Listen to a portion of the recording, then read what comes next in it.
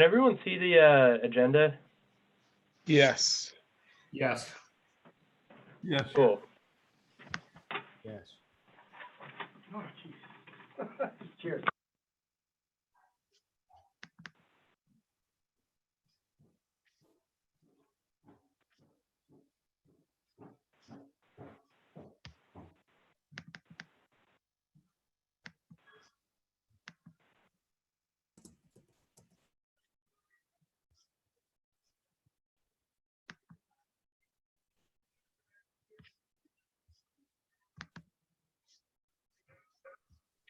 Hey, Dave. Hey. What's up, Matt? Not much. I was looking for a good toilet paper virtual background. We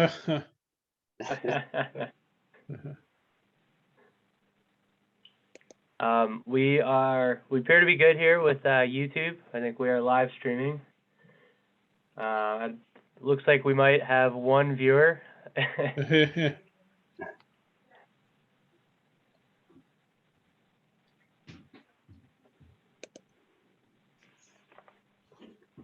can come take her. I have a question for. Wait, are we on YouTube right now? We are. Okay. Never mind.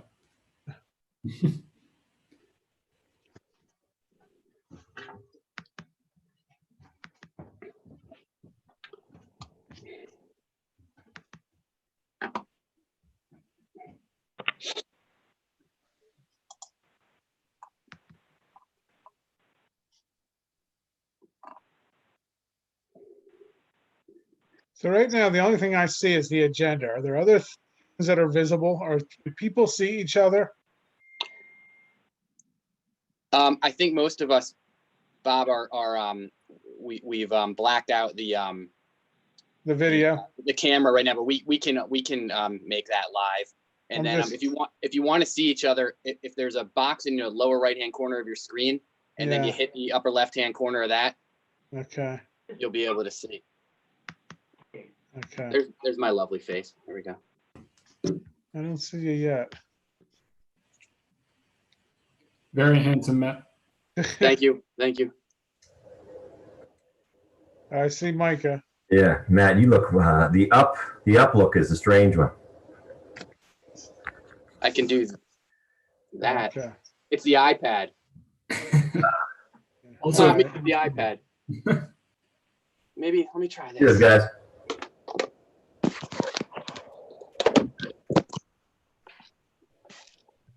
Better?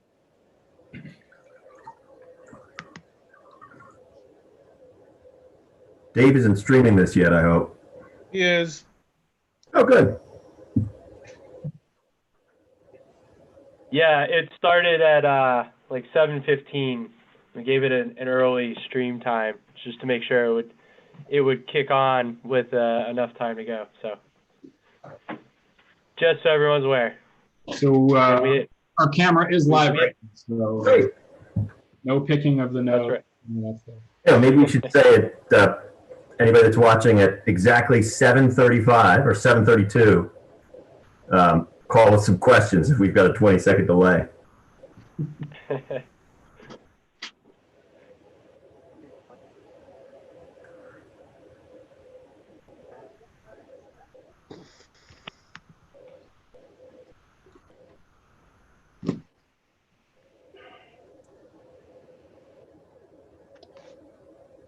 And thank you all for a reason to actually get dressed and put on a shirt today that had buttons on it.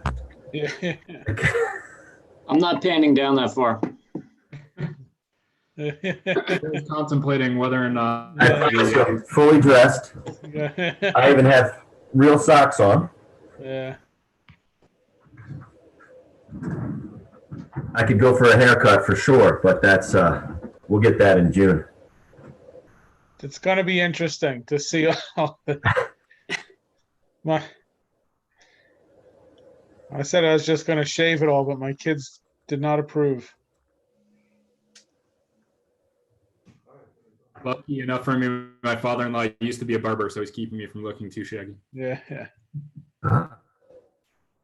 I thought you might have some military hair cutting skills too, Max. I was kind of thinking I might just buzz it all off. I was back and forth. We'll see what my next meeting looks like. I might look a lot more like Chief.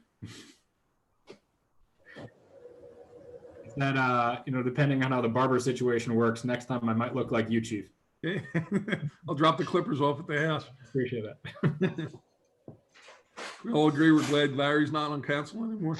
Oh my goodness. Did somebody send him the YouTube Let's hope not. address? I should do it now.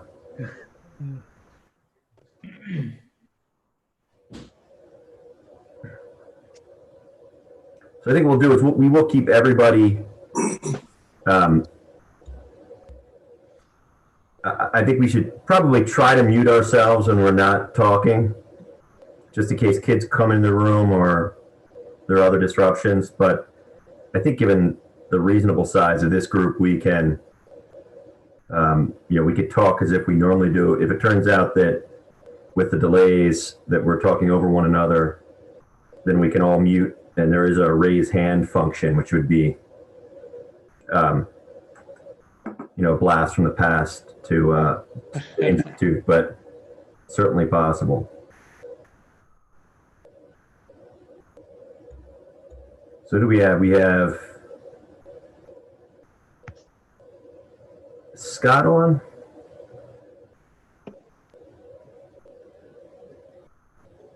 I don't see Scott. He, I think, is the only one, because Robert's here now. Hey, Robert. Robert's on mute. How's everyone doing? Good. We are live streaming on YouTube.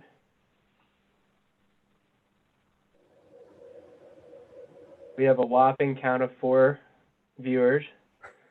One of which is us, and the other which might be my wife.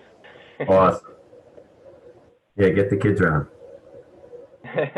We'll give Scott one more minute, then we'll start up. Dave, if that's your screen you're sharing, you've got, okay.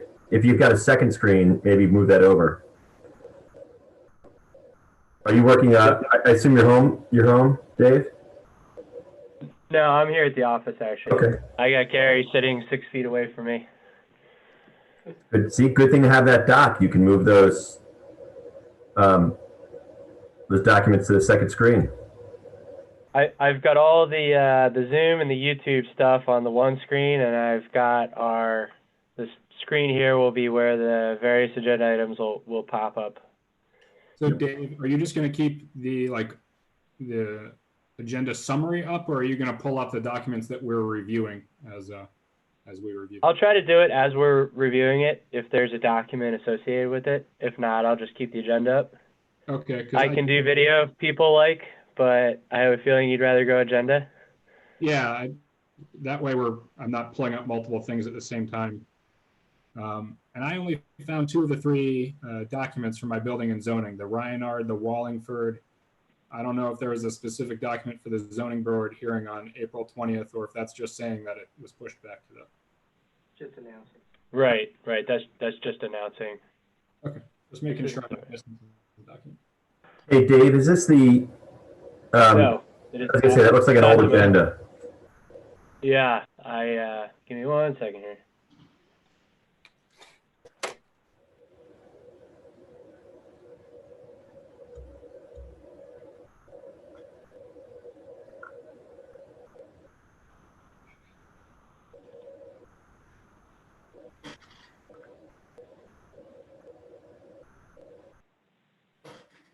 There we go. That should be it. Can you see that? Great. So let's go ahead and get started. And folks, we've obviously going to be a little bit abbreviated as we start. And let me mute and then shut my door because I hear kids approaching. Thanks for the reminder. My son's pretty loud as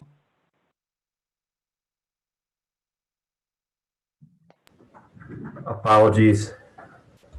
So we'll bring to order, I actually have a gavel here somewhere that somebody gave me, but bring to order the legislative session for March 26, 2020. No executive session this evening. And this meeting will be abbreviated with some changes as well due to the ongoing coronavirus declaration of emergency. Dave, I assume we're recording as well. Did you just get a notice that we're recording? I believe we should. I Says think. it's recording. It shows up on my screen that it's recording. Great. Okay, great. Yeah. So we'll start with a roll call. We're going to dispense with the Pledge of Allegiance, although we could still do it. I'm not sure where our founding fathers would, if they'd be giggling at us if we were pledging allegiance over a video screen. But so let's do a roll call really quick, starting with our township manager. Present. He's present. I don't know if I didn't catch the mute button quick enough. And Dave Grady's here. Then we go to First Ward Commissioner. I am Max Cooper, First Ward Commissioner present. Second Ward. Matt Garson, Second Ward Commissioner, present. Solicitor. Robert Scott, present. Mike Knapp, Third Ward, present.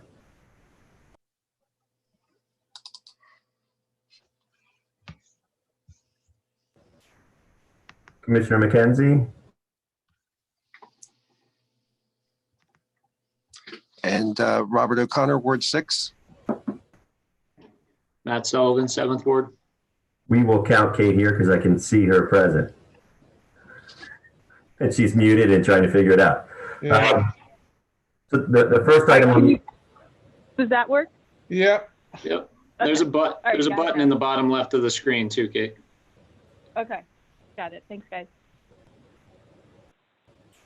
So first agenda item is approval of the minutes. We have February 13th, February 27th, and March 12th. And I will acknowledge, Dave, do we have these in our packet?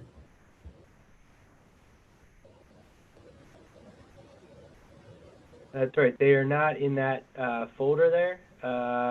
Let's not worry. Sent them out. Do you want me to open them right now? No, let's not worry about it because I was going to say that I haven't reviewed them, and generally I like to look through them. I think Mr. Scott, we're probably okay with not approving the minutes for another 2 weeks. Yeah, there is no statutory timeline on when you have to approve them. I mean, as soon as possible, but it's not a problem to let it drift another month under these circumstances.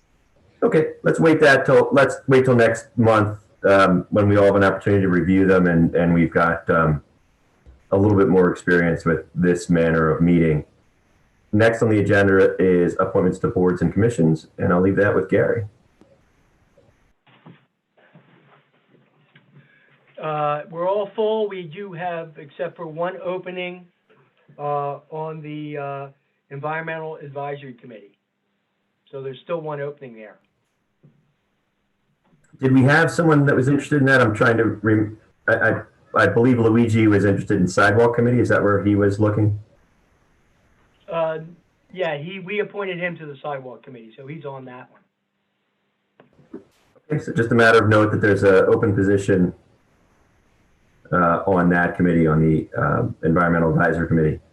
Next, we move to the solicitor's report with Bob Scott. And I don't have any update on that Verizon franchise agreement. They provided some changes we found objectionable, so we pushed back and we're waiting for a response from them. Ooh, great. Engineer's report with Mr. Catania. Thanks. The only thing I have is as part of the Summit School demolition, we needed to get a air monitoring company, and we have a proposal from AET Monitoring in the amount of $10,500 to perform that service, and I would need that approved. And I just realized we cruised past public comments. We'll go back to those. But I'll make a motion to, what was the number again, Charles? $10,500.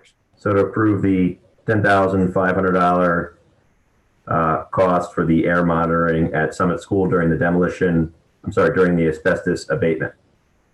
I'll second. All those, any comments or questions? Just note that we're awarding the work to AET. Thank you. So we'll modify that we're awarding the contract to AET. Any further? Who seconded? Mr. Matt Sullivan? All right, all those in favor vote by saying aye. Aye. Aye. Aye. Any opposed? All right, that carries 6-0 in the strangest motion.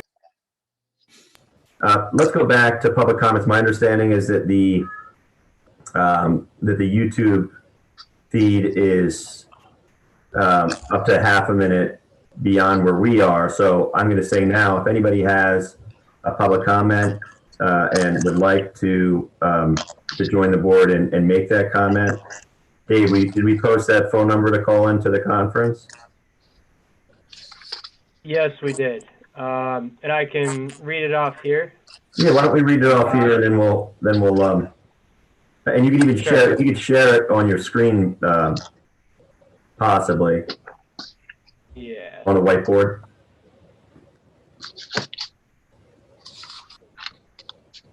I'm gonna place it here at the top of the agenda. 312-626-6799, and you'll need a meeting ID. And that meeting ID is 385-014-3619.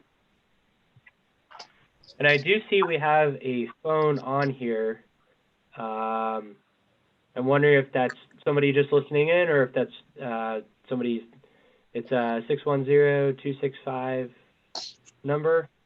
That's me, because I don't know how to do the voice from my computer. Okay. Hey, Robert, if I could just say that I think it's you that shuffling the papers is making a little bit of noise. Here, let me go back to mute it while you do it. And I love the setup, by the way. So no one other than Kate. Let's give it a little bit of time. Kate, there's I'm not sure if the delay is any different, but if you've expanded your screen and you hover over the bottom left, there's the video and the sound right next to it. And there should be a prompt that says use computer audio, but it takes a little getting used to.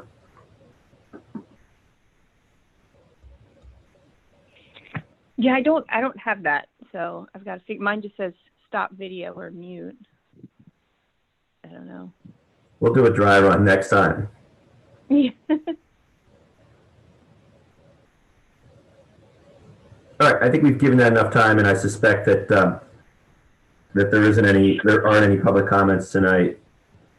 We are working to work out the bugs in this this method of broadcasting, and I think by next month we may have. We'll certainly have this smoother, and we'll have the process a little bit better, and we're going to hope to get some information out to the public sooner so that we can get comments both in email format and live as we go. So we'll move on to manager's report with Gary Cummings.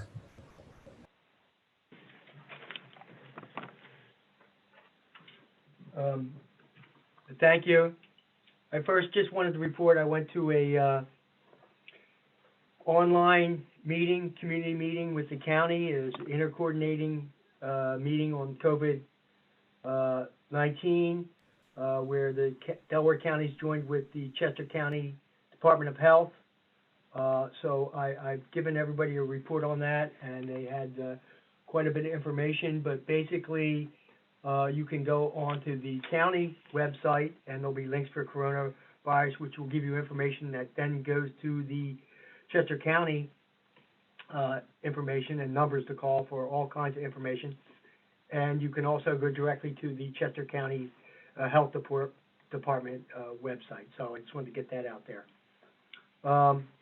Also have April is PA 811 one call system month. That's call before you dig anywhere, and we just made a resolution a couple of weeks ago, so we passed that, and that's passed on. Just want to remind everybody about that.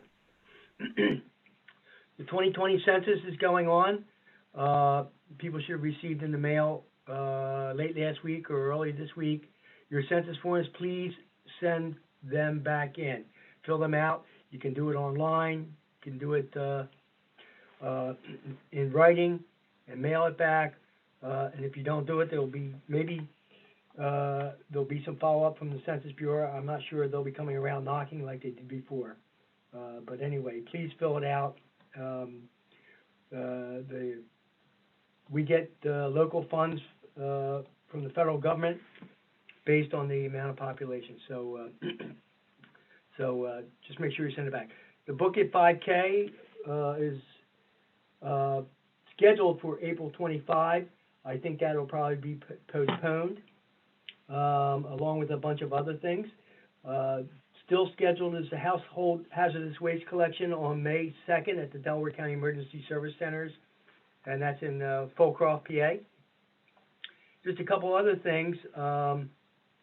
The CRC Annual Clean Stream Up that was scheduled for April, later in April, has been postponed.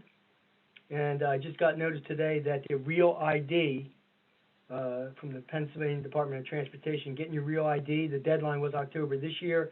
It's pushed back to October of 2021. So that's it for my report. Gary, quick question on that, and I don't mean to blindside you, but does that mean that the federal requirements for the Real ID are being pushed back along with the state? I do not know the answer to that. I know that Pennsylvania is one of the few states that pushed back earlier on the federal requirement. So I do not know where that stands, but it'd be interesting to find out. My guess is if the state is moving it back, then probably the federal government is as well. Or else we all have to take our passports when we fly on planes.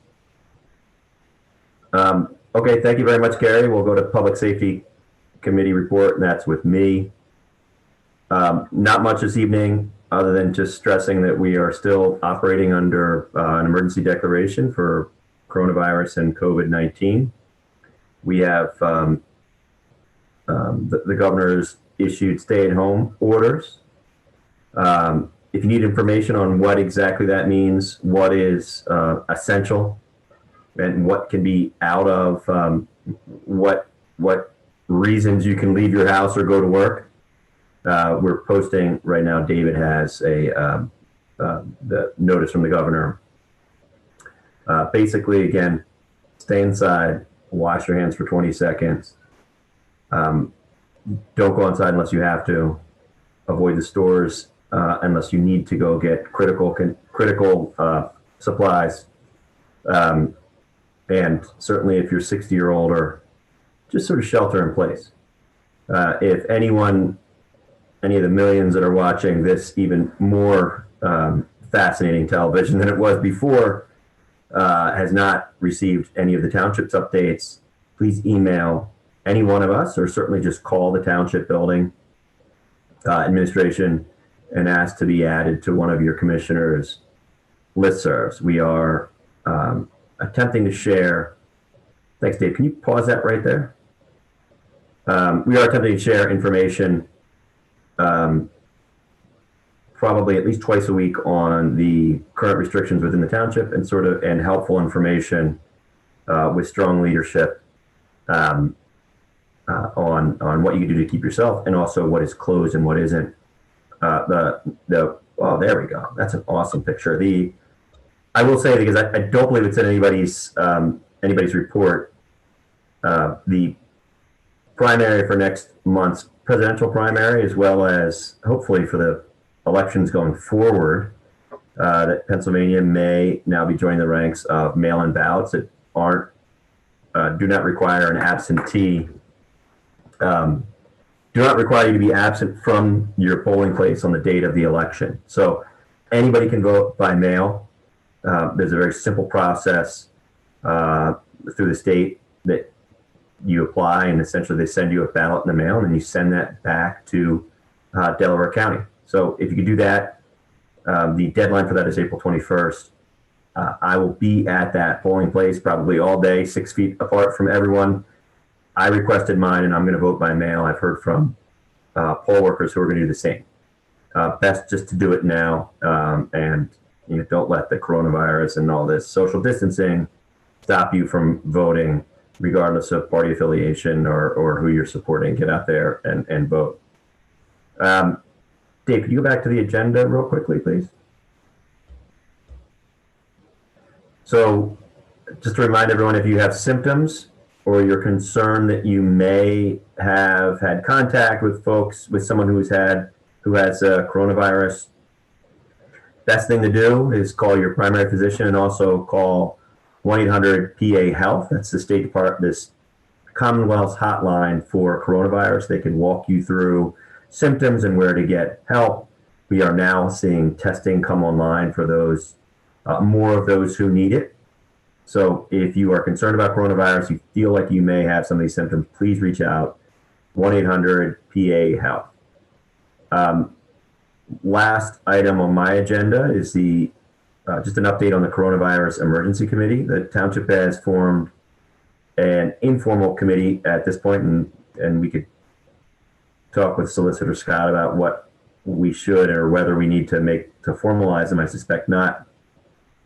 But the Township has formed a Coronavirus or Emergency Committee that is co-led by Commissioners Max Cooper, Matt Garson, and me, as well as Dave Grady and Gary are involved. Chief Splain, Jack Resch, our fire marshal, the chiefs of both firehouses, as well as Daryl Dixon, head of our public works, and many of our first responders, our firefighters. And we are meeting now virtually semi-regularly and speaking on a more regular basis via email and these Zoom conferences.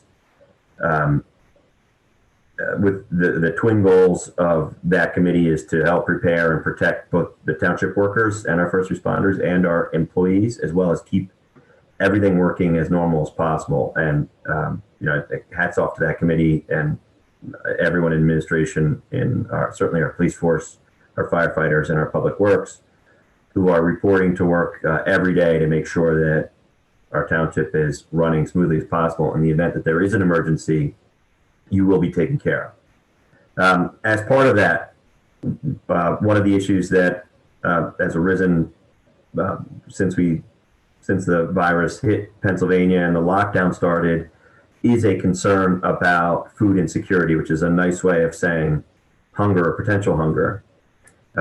With the schools closed and with more and more people losing their jobs, especially hourly workers and those who are probably most at risk of going without, as well as the restrictions on movement and the advice that the elderly and folks with underlying conditions shelter in place, we're very concerned about the potential for any of our residents, young or old, to go without food. So we are in the process of speaking with interested residents or residents who are concerned, who are already going out of their way and donating to food banks or taking food to food banks, and community leaders to organize at least an informal committee that can tackle this issue.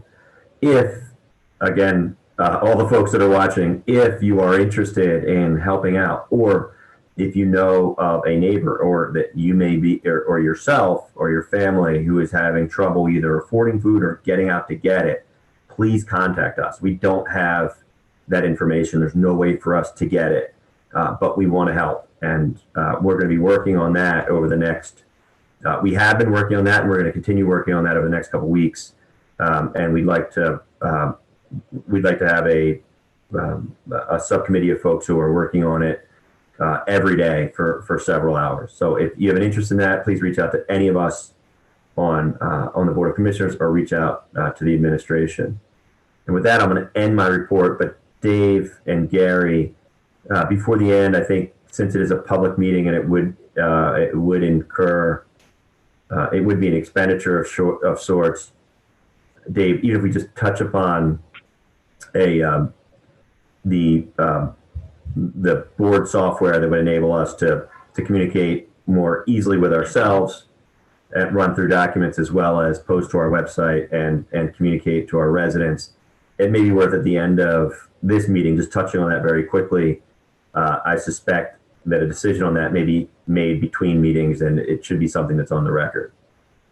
So with that, we'll hand off to community enhancement with Scott Spangler. Scott, are you here? If not, I can take your report.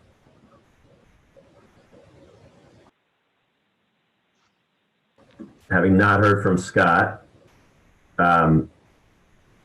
we have a multi-municipal shredding event on May 23rd at Rose Tree Park. Again, any of these dates, May 23rd is a long way out, so we're all hopeful that we'll be back and being cautious in public, but interacting with each other at that point. That date is there. Just keep an eye on it. Dave, do you have any information on that shredding event in terms of what goods and what trash, whether it's electronic or chemical, or I assume it's electronic that's shredding? Yes, it is electronics recycling and shredding. It's the same organization, Power Recycle Works and J&K Shredding, that we've done at the Acme Shopping Center in the past. Due to overwhelming demand, we opted to move it from the shopping center to the Summit School last year, but because of upcoming work there, Rose Tree Park was chosen, and so this is shared between Swarthmore, Media Borough, and Nether Providence Township. It'll be from 9 a.m. to 1 p.m., and we'll share more information on the website on what can and cannot be recycled. Generally, there are no fees for recycling or shredding. The exception would be if you have an old-style tube TV or refrigerator, anything that has materials that would need to be disposed of because they're hazardous materials, there may be a fee associated with those. And we'll keep our fingers crossed that things will be back to normal by May 23rd. Thanks, David. Only Question other on that? Yeah. Since it's sponsored by Swarthmore Media and Nether, should we look for a spot that's within Swarthmore Media or Nether instead of Upper Providence? That was a location that was chosen by a different committee in media. I can ask them though. I think they chose it because it's an open location that's been used for other events in the past and seemed to have the space, and the county has been agreeable to it. But if there are other locations that you might have in mind, we can look into them. Yeah, let me think about it. I think it's fine. It's a bit of a drive, particularly for the people in Swarthmore and the southern part of Nether. Right. I'm hopeful we can go back to Summit after this event. If it's on a weekend, maybe we could do it at one of the schools.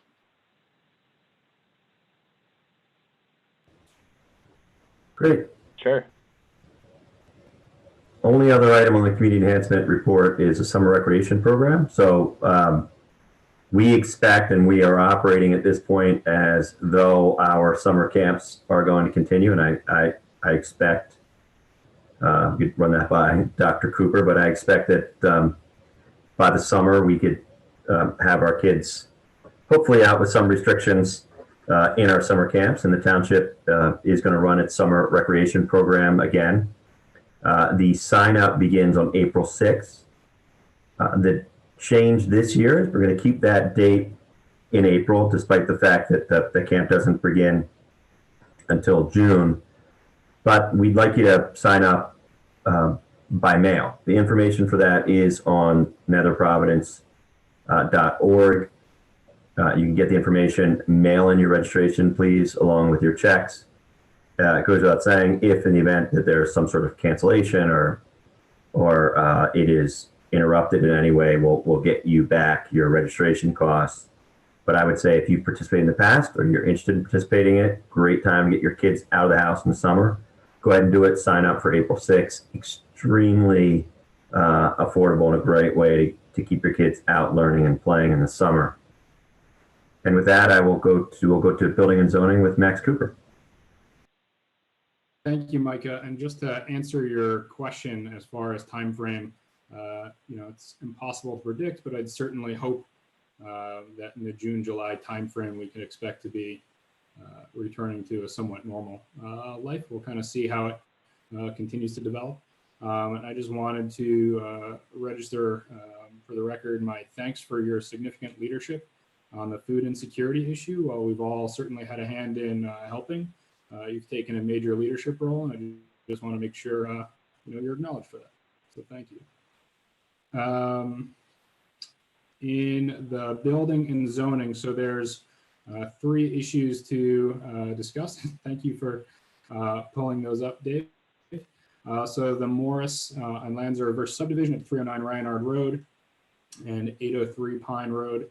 So this is a proposal to equally divide the 40 by 100 vacant lot. Now you've scrolled past, so I'm going to pull up my own. A vacant lot and convey one half of the property at 309 Ryanard Road. No new construction is proposed. And this is, there's no action from the DCPD until April. So we're just waiting on word from them. The next is a project from Wallingford Realty at 906, 908 South Providence Road. And let me just pull that information up. So this is a proposed subdivision which divides 2 lots into 6. The township reviewed a sketch of this for 5 lots, issued comments early in 2019, which are attached to this. The proposal has received 2 6-month extensions, with the latest being set to expire on March 26th. And the proposed subdivision entitled Record Site Plan Wallingford Realty Partners, care of D'Angelo, consisting of these 7 sheets dated October 18th, 2018, last revised December 31st, 2018, was drawn by Catania Engineering Associates. Reference their drawings here, was hereby denied preliminary final subdivision approval for not complying with the following sections. And you can see those here. I won't belabor the point and read every single section. But it was denied for not complying with them. And I believe that the applicant was hoping to acquire an adjacent parcel and was unsuccessful. So this is, kind of, they haven't officially walked away from it, but they are not capable of completing what it is they've applied for. Gotcha. And Bob, do I need to make a formal motion? Yes. Yeah, please. Yeah, motion to deny. Motion to deny this preliminary final subdivision. On the terms listed in the write-up. Yeah. I'll second that. And just to be clear, when you turn down a subdivision or land development application, you need to cite the provisions of the ordinance that with which it does not comply, which Gary's done in his write-up. So just wanted to point that out. If you'd like me to read it into the record, I'm happy to do that. I feel like since we're displaying it, yeah, you know what? I hate to prolong this, but we probably should read the basis for denial. I'm happy to do it. I think Gary has it centered on the first one. So section 289-4 general compliance. The plan does not comply with subdivision and zoning requirements below. Section 289-7 C3 for which limits 4 homes to use an access way and requires a cul-de-sac for 5 or more homes. Section 289-13A requiring conformance to zoning does not comply relative to lots and impervious max. Sections 289-21C requiring names of the subdivider. And section 300-10 requiring the maximum impervious to be 25%, noting that lots 1 and 2 violated this section. Do I have a second? I'll second. Do I word it all in favor of denying? Any comments or questions first? Comments or questions?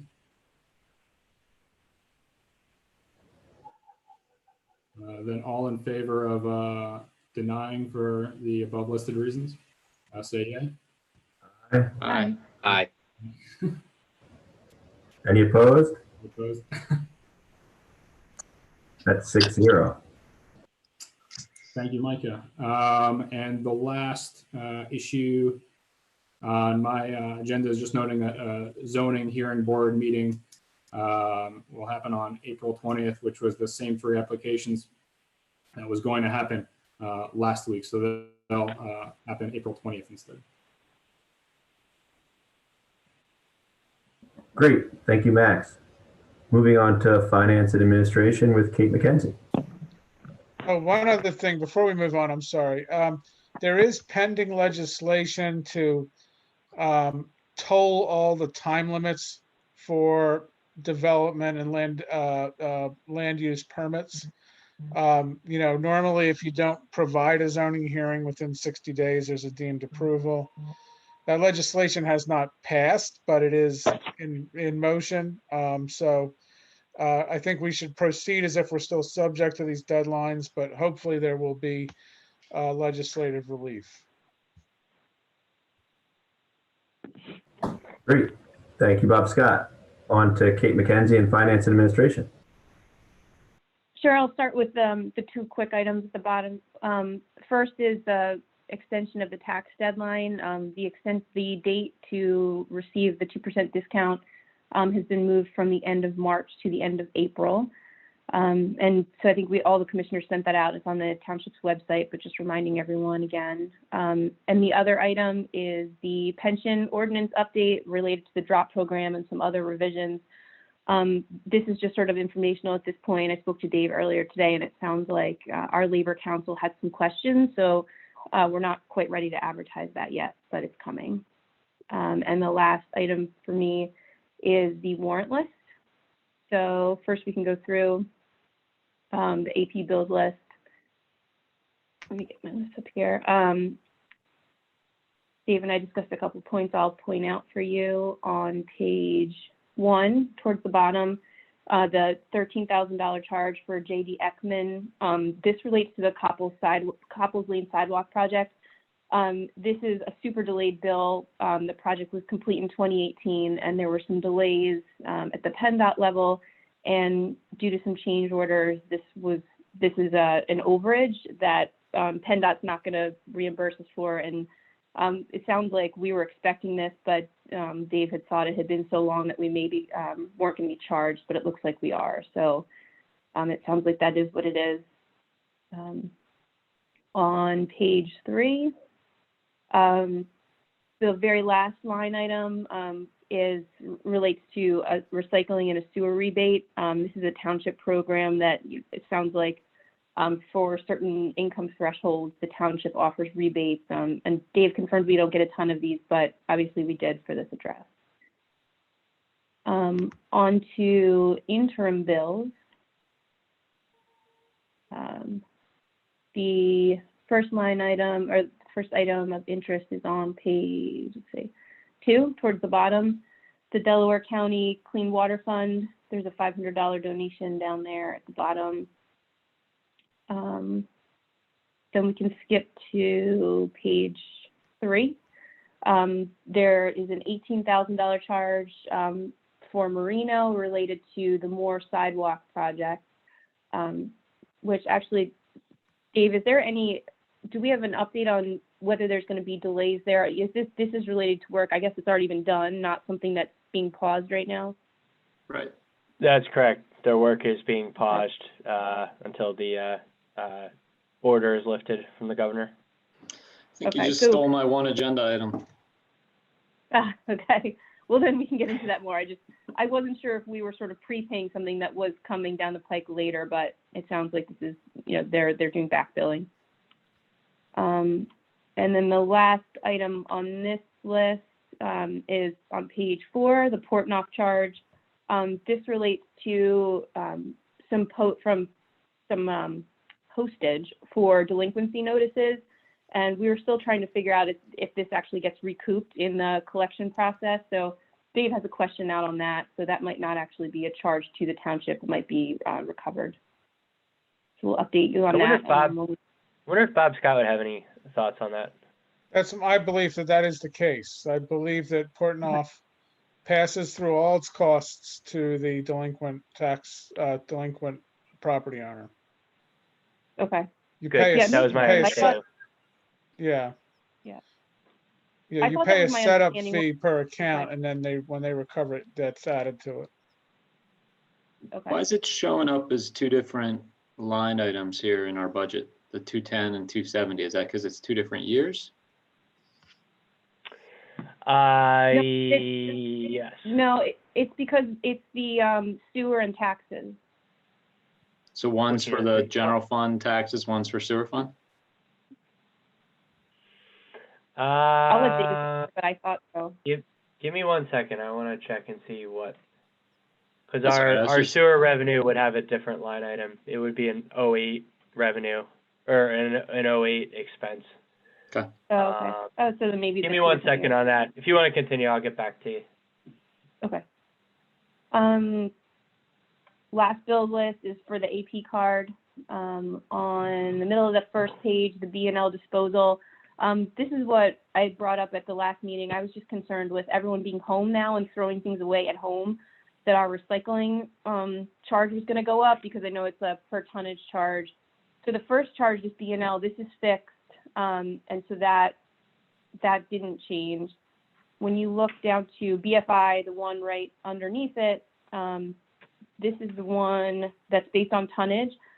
Dave noted that this charge, the 10,000, is around what it needs to be monthly for us to stay within budget. So for now, all good, but that's the one that we're going to keep an eye on as people continue to stay home.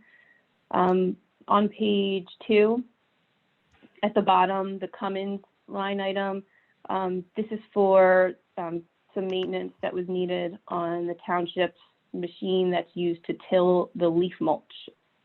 And last line item is on So page. on that one, I'm assuming that charge is split with Swarthmore because we share that equipment? Yes, that's correct.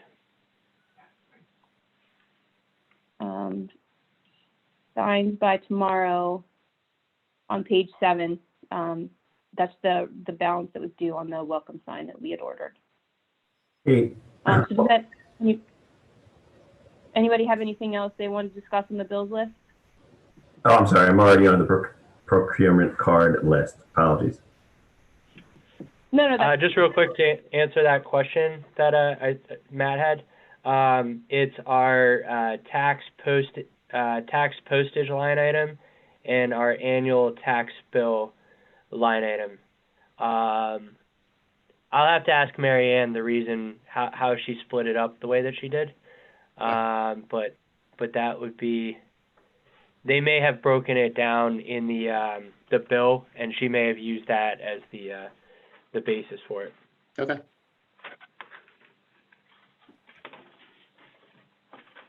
Micah, did you have something you wanted to talk about on the P card list? Yeah, there's just on page 5 of the P card, there's a mulch express and landscape supply charge for disposal of brush. I just wanted to check to see if that is what I expect, is disposal from either from us picking up brush in parks or from any of the drop-offs from residents at the yard. It is.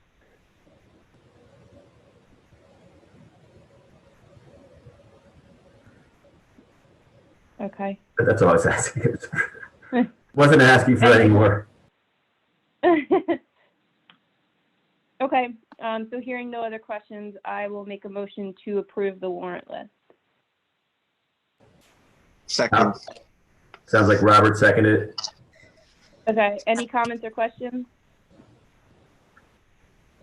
All in favor, vote by saying aye. Aye. Aye. Any opposed? Motion carries 6-0, and that is the end of my agenda. Thank you, Ms. McKenzie. We'll move on to infrastructure report with Matt Sullivan.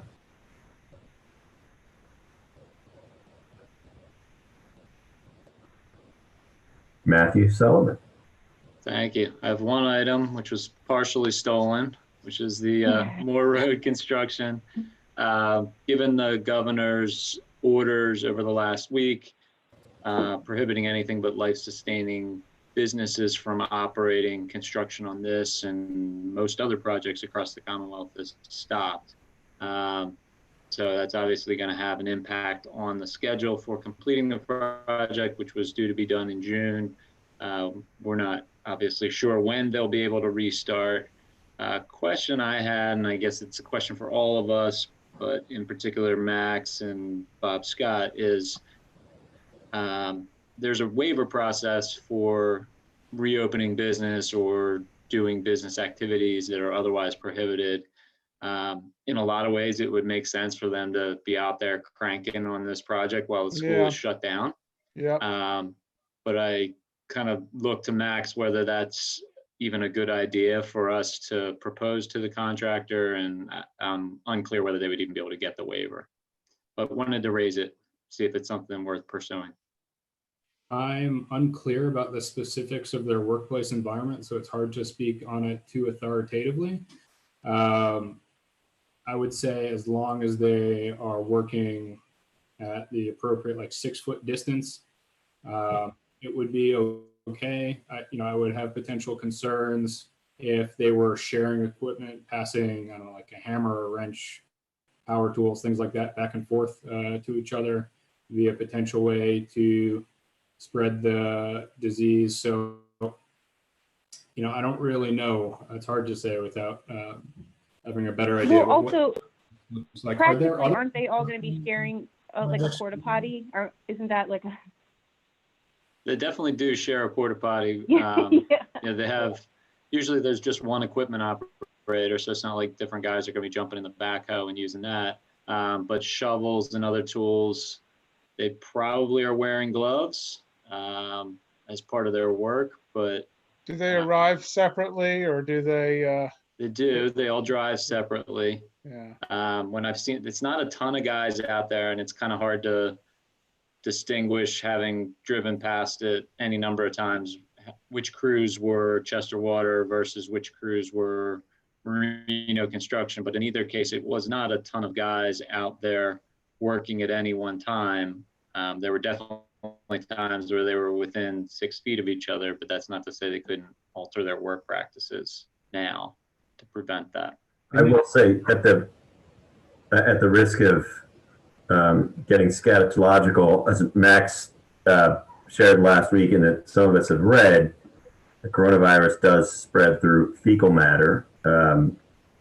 So the porta potty would be certainly would be a concern, but I wonder if there's a very easy way to take care of that. You have a nice Lysol spray along with hand sanitizer in the porta potty. You could probably self-sanitize that pretty quickly, but I think I agree, Matt, with your concern with the optics of it. I know I was walking through the Rose Valley Woods today, and the Rose Valley Pool had some, there were contractors working on the tennis courts and getting them ready for the summer. And I felt an urge to strongly tisk people. I'm wondering if we have one of our projects doing that, even if it's at a great, a really good time in terms of not interrupting the school year and getting this done and alleviating the traffic issues and the parking issues for the neighbors and the residents. I do worry that it may appear that that we're not setting an example unless we communicate that very clearly as to why we're doing it and how we're taking precautions. Well, has the contractor expressed an interest in getting a waiver? No, and that was, I wanted to raise it with the board, whether that's something we'd even want to let them do or ask them if they were interested in doing. But that, if it's something that we were interested in pursuing, we would be reaching out to the contractor to see if they're interested and willing to do that. I have a question for our solicitor. The document that the governor's office provided listed which life-sustaining businesses are closed. Did it make any specific mention of construction projects? It did. Yeah, they're prohibited. Well, construction projects are prohibited, but then public administration is not prohibited. So activities on behalf of government are explicitly not prohibited. They're kind of not addressed. There's a lot of things that kind of fall into multiple buckets. I had initially thought that landscaping would be prohibited because it said garden and landscaping supplies businesses were shut. And they are, those retail stores, but but landscaping services are permitted because there's another bucket that's called services to buildings and dwellings. So, it's kind of hard to figure out always what fits in what category. And this I'll segue to the next item on the agenda, which is asbestos removal. That at Summit, that contractor is asserting that they are in the waste removal field and that they are exempt. And Charles has asked me to look at that, and I haven't made my conclusion yet. But while you're thinking about the optics of this one, think about whether, even if I decide it's acceptable or that it falls outside of the prohibition, is it something you want to have going on right now? Yeah, I mean, I'm seeing a lot of theoretical risk, and unless somebody specifically says that projects like this are all right for the reasons that we discussed, I would tend to lean against opening them. I know I've read multiple reports about ongoing construction in the New York City area and people getting really lambasted about that. And while that's more of an optics issue than a safety issue, I think, to Micah's point, setting an example is an important part of our job here. So I would probably lean against allowing them to continue not knowing the exact details of their workflow as just setting an example for the rest of our residents. Yeah, the only thing I would say about Summit is that if they were able to get started on the asbestos removal now, they're inside and it's kind of tucked back there. But then again, there are the medical issues that Max raised. Well, I imagine still the contact issue, but everybody removing asbestos is going to be in some pretty heavy-duty protective PPE. That's a fantastic point, Mike. I don't know the detailed masks that they wear for asbestos removal, but I would imagine that asbestos being tiny particulate matter, whatever they're wearing to protect them from that would also protect them from any droplet spread from COVID. So I think specifically asbestos removal is okay because of the protective gear they wear. I don't think a general construction worker would be wearing something like that. Yeah, so there is an exception for remediation contractors, and they're all taking that position that they can do that work. And I agree, the asbestos guys are going to be wearing much more personal protective gear than an ordinary construction worker, probably more than even an ordinary healthcare worker. But you still have the issue of them arriving at the site and leaving the site at the end of the day. So I don't see a scheduling or a timing reason to push that project forward. And if we have concerns about setting a good example or even the potential spread of the virus among the workers or to the community, then I would say we not pursue it for the sidewalk project either. Yeah. I have a sense that, I'm not going to say that we're going to be open by Easter, but I have a sense that the first things that open, with being the armchair physician, we'll let Max weigh in too. But my sense is, from being the last things that were closed down, and actually in several states, as I mentioned, even New York allowing some projects to go on. I believe California is still allowing construction. Just talking with a friend who lives outside of Seattle who's in construction, and they are still working despite that being the epicenter. My sense is that construction, in particular public works construction, is going to be the first thing that's released, in particular if it's outside, with obvious restrictions or at least guidance on how to interact with one another.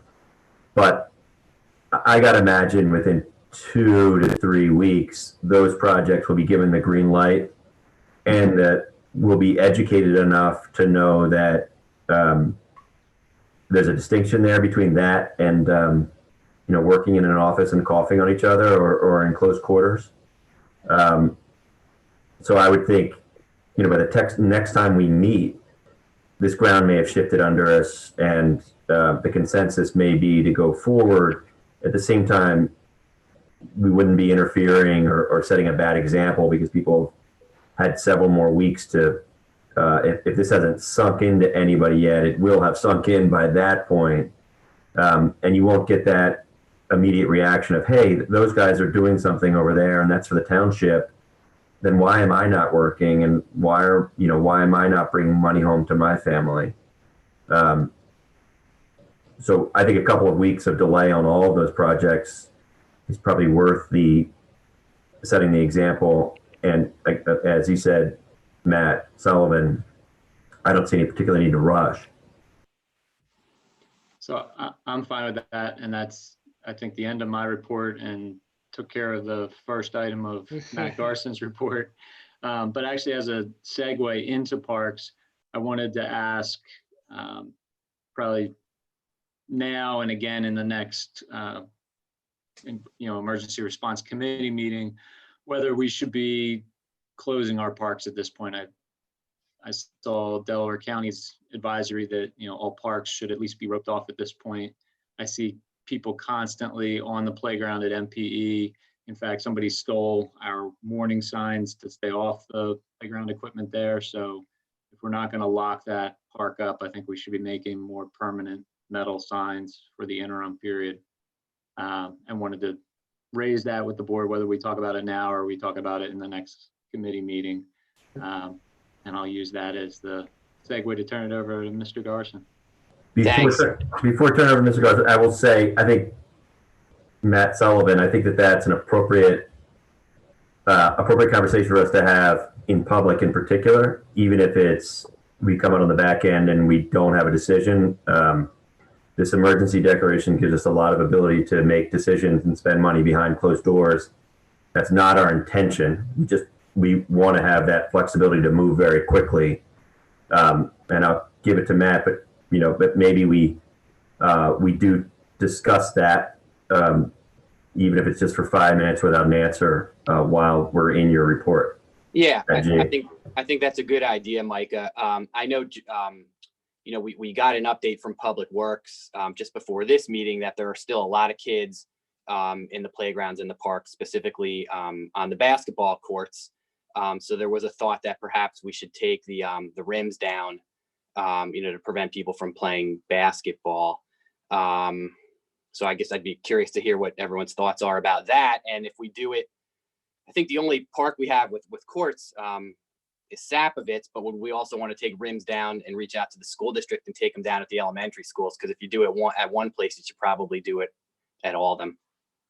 So MPE's playground does have a basketball court, but the whole playground's gated. So if we, or the school district, just close and lock the gate, then that takes care of the basketball court there.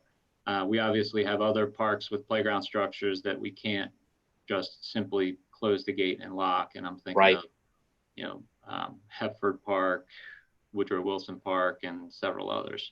Yeah, we could certainly post a bunch more signs, but it's not quite as simple as it is at MPE, and I think it is at West as well. Yeah, at West they can lock the playground. I don't believe they can lock the basketball courts. And another issue in the township parks is if we quote unquote close the playgrounds, whether we put up additional signage or rope it off, do we still want to have Public Works spray down the playgrounds every day? I would think spraying down the playgrounds should probably continue, like we've all discussed. People are using it, even though we have warning signs up, and kids may still hop fences and do what have you to get to the equipment. So I think it's probably wise to continue spraying down for the time being. Kind of in the same vein of removing basketball rims, are there any other ways in which we could disable playground equipment? Maybe like removing swings or partially disassembling something else. Or caution taping it. To reassemble. I think you could put up caution tape. I'd personally be hesitant to start removing parts of the playground structures because that opens up a liability issue. The other thing I was thinking, and I agree with you, Max, it probably makes sense to still have Public Works spray down the playgrounds. But, if people are watching Public Works spray down the playground, is that sending a message that now it's safe to go play on it? Right. I would think if we could lock it, I would think if we have a playground and we've locked it, I wouldn't think we need to get back, go in and unlock it every day to go spray it. I think if it's locked and it's got signs posted, I feel like we've done our duty. Yeah. If it's a playground that we can't lock, then I think we should post a bunch more signs and continue spraying it down. But just a note on that. Dale Dixon did give us a report on how long this is taking, and I don't want to pat all of ourselves in the back in the middle of a crisis, but so many of these steps have been taken because we're lucky enough to have Max Cooper on the board, and we can speak intelligently to our employees about transmission of this virus. Even before many of the restrictions on statewide and countywide came down, the time and money spent by the township in spraying these down is not insubstantial. I want to say it was 4 to 6 hours a day in getting through all the playgrounds and spraying them down. And we've tried to make that time about in the middle of the day so that, the kids in the morning are not infecting the kids in the afternoon. If you do it in the afternoon, there are all sorts of studies about how long this lives on metal, but certainly it's got less of a chance of being transmittable after 12 hours at night or 10 hours. So our folks are working really hard. And again, this is an issue that Max brought up to the board now over a week ago about closing. It was actually Saturday the 14th, I believe, that Max first reached out to us and the school district about closing down the parks. My thought on it is, in particular thinking about Sapitz and Woodrow Wilson, which are in the 3rd Ward, we've got a couple of issues. One, want to make sure that residents know that they're not being singled out. I think we've done a good job of communicating that so that if we do have to shut down, folks know that they're not being picked on. Hi, Mr. Knapp. This is Darryl. Hey, Hey, Darryl. Hey, I was there at the playground today. It's not a lot of South Media residents. It's out of town residents. And but one big issue is, like you said, taking down the basketball courts, the rims should be no problem at all. The parents seem to agree with taking the rims down that live around. Like I said, we can caution tape everything off. We're spraying everything. We'll probably have to spray the rims before we even touch them and take them down. What's taken along with the spraying everything, Steve, my Parks and Recreation guy, does a tremendous job. He's spraying the benches, the tables. He's even doing the handrail coming down from Coppels at Field of Dreams. He's doing everything where somebody's hand could potentially touch. That's what the issue is. That's what it takes 6.5 hours. And also doing SRS is a huge park, and it has basketball courts and a beautiful playground. But I think that's up to Swarthmore, but we're paying with our bleach and water and time to do that. And Steve said that takes an hour just to do SRS. I didn't realize I know we were doing some of the school district sites. I didn't realize we were doing SRS as well. Micah, can we reach out to Swarthmore Borough tomorrow? Yeah, I would say, Daryl, I don't think, and not because I don't want to help out Swarthmore or the school district, and Lord knows they're right on top of this, in particular the school district. But if we're spending an hour of our time that could be devoted to taking care of core services with us or cleaning our parks, the school district for sure, and certainly Swarthmore, has the ability to take care of that. So I would suggest we back off of SRS. Daryl, I didn't realize that was happening. What I was thinking about was, we have an abundance of school district properties in our township, in that we have the junior high and high school as well, in addition to 2 of the elementary schools. I would knock SRS out of that. David, if you could reach out to Swarthmore Borough, as well as the school district, who has a a larger janitorial and facility staff than we do, and a significantly larger budget. And I'll call them out in public because this issue has been before them since the 14th as well. I want us to continue cleaning the school district properties in our township, but that shouldn't continue. We are protecting our residents, but we shouldn't be picking up the cost for an entity that's got a significantly larger budget that has now had 2 weeks to respond to the closing of the parks, and that question was not answered in the least. But we shouldn't be going over to SRS just because it's too big of a burden on your guys, Daryl. I would say we should continue in the township, and I would say, Dave, if you could reach out to the school district and ask them what they can do to either close or clean their parks while I'm speaking, and I'll get off of reprimanding other entities. I do have a concern, and Daryl, you make me feel better about Savitz in particular. I know that's a popular basketball court where kids and adults will come from other areas to play, and that's great. If there's a groundswell, if parents start to understand that we have to close it down, I'd be more willing to support it.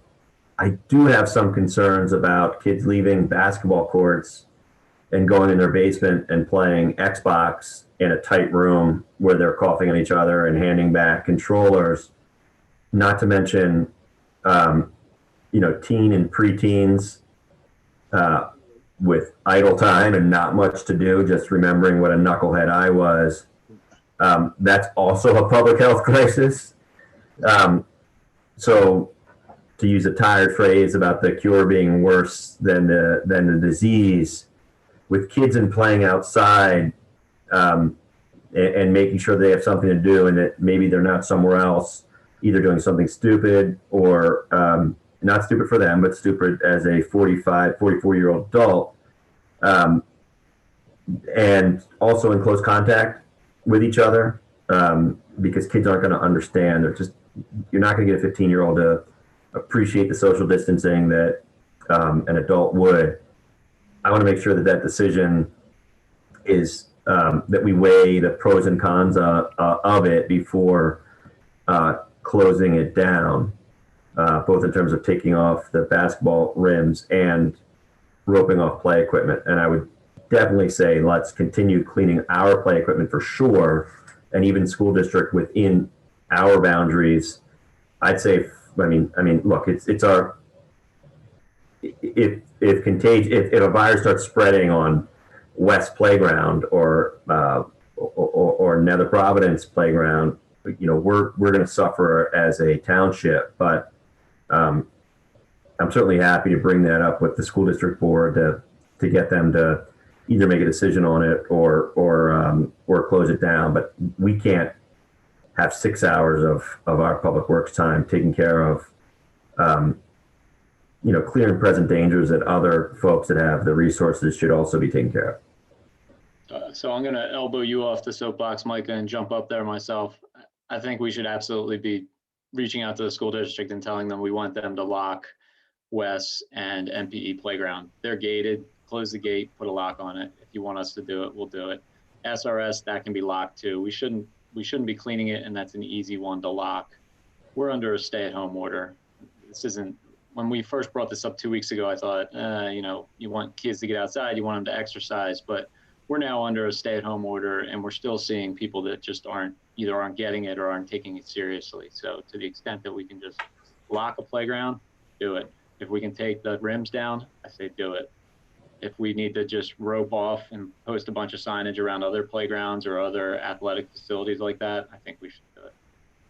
Yeah, I agree. I think we should take the rims down, and then I think we should tell the school district that they should consider, and that we strongly suggest that they take the rims down at West, and the middle school has hoops too, and I don't think that those courts lock.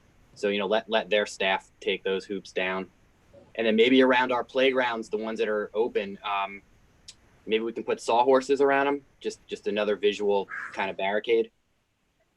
Yeah, we also we have metal signs. We just have the time to put them out yet.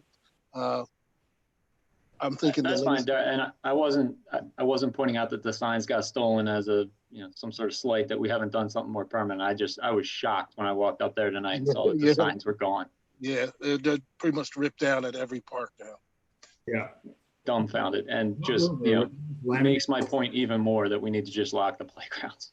Well, I mean, they're, yeah.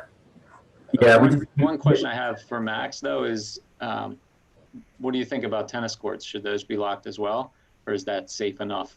I think anytime you have a shared ball in a hand, there's a concern. I mean, I would imagine tennis would probably be safer than baseball, is probably safer than basketball. Soccer without touching a hand is probably the safest.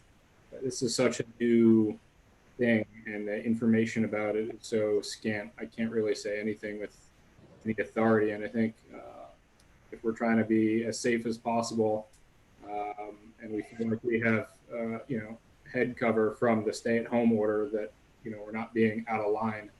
I agree with the idea of shutting everything that can be shut and deactivating everything that can be activated, like rims being removed and whatnot. I'm gonna channel my friend Annette, and we better damn sure shut down hoity-toity white person sports. If we're taking down a sport that everybody can enjoy, like basketball, I would say, tennis as well, to the extent that, do we even have tennis courts in the township? I'm trying to think of one of our parks. The high school. High school does. has it. Yeah. High school They can lock it. They're getting a lot of use right now. Yeah. Now, see, part of my issue with that is with both. So I took a walk and I saw a couple playing tennis today, the husband and wife, right? So the social distancing doesn't matter whether they're on a tennis court or not. If I live with my brothers or cousins and I go play a game of basketball, I'm not increasing the risk. And so, I get the need. I get the idea of shutting it all down. It just that not every one of those instances is increasing the risk in any significant way. But open to the public, they certainly are. And I do worry about, again, kids inside. I want that. Maybe we could think about within the emergency committee. Maybe we pull in Mr. Baker and his love of games and family fun day. Maybe think about ideas to help kids that we need out running around and safely apart from each other. A game that is not tag or basketball, but that they're outside. I don't want these kids going to each other's houses because we've locked down everything that's fun outdoors. I also don't want them getting. I don't want it to be so draconian that they're ripping down signs or that they're creating mischief because they're pissed off. Not saying that's wrong or right, but it's just something that we have to measure. I just want to make sure that we're taking the right steps and that we're encouraging alternatives so that the people that would use those facilities are acting in a healthy way and getting outside. Thank you. If I can jump in, Micah. A few days ago, Matt Sullivan put me in contact with, I think, one of his friends or neighbors, a fellow doc who lives in town. And in coordination with him, some neighbors and coworkers I have that also live in town, as well as one of my residents, were on the finish line on putting together a public service announcement that has pretty specific guidelines on what's safe, what's not safe, what's kind of like to avoid. And we tried to be as specific as possible and give specific examples. And I think a lot of the things that you're describing will be specifically touched on in the PSA. My resident, who is a bit of a whiz with graphic design and formatting and various computer programs and such, because I am an 85-year-old guy not capable of doing anything like that. He is putting the finishing touches on that. And I hope within 24 hours to forward that to the Board of Commissioners. I briefly discussed and showed a first draft to Christine Ruther at county, as well as Leanne Kruger-Branicki at state. and they seem supportive of the first draft with a few suggestions of their own. So perhaps in 24 hours, as far as specific guidance, what you do and don't want them to do, what's safe and not safe, we'll have a document that we can refer to and post on the website and email out to all of our listeners. I would let's since we have the emergency authority to do it, let's think about first of all, it makes no sense unless we get the school district to agree. And given the speed with which they work, we certainly have through this weekend. Maybe we each send another notice to our listservs and put up on the website that the county and the state are recommending closing play equipment and basketball courts and tennis courts.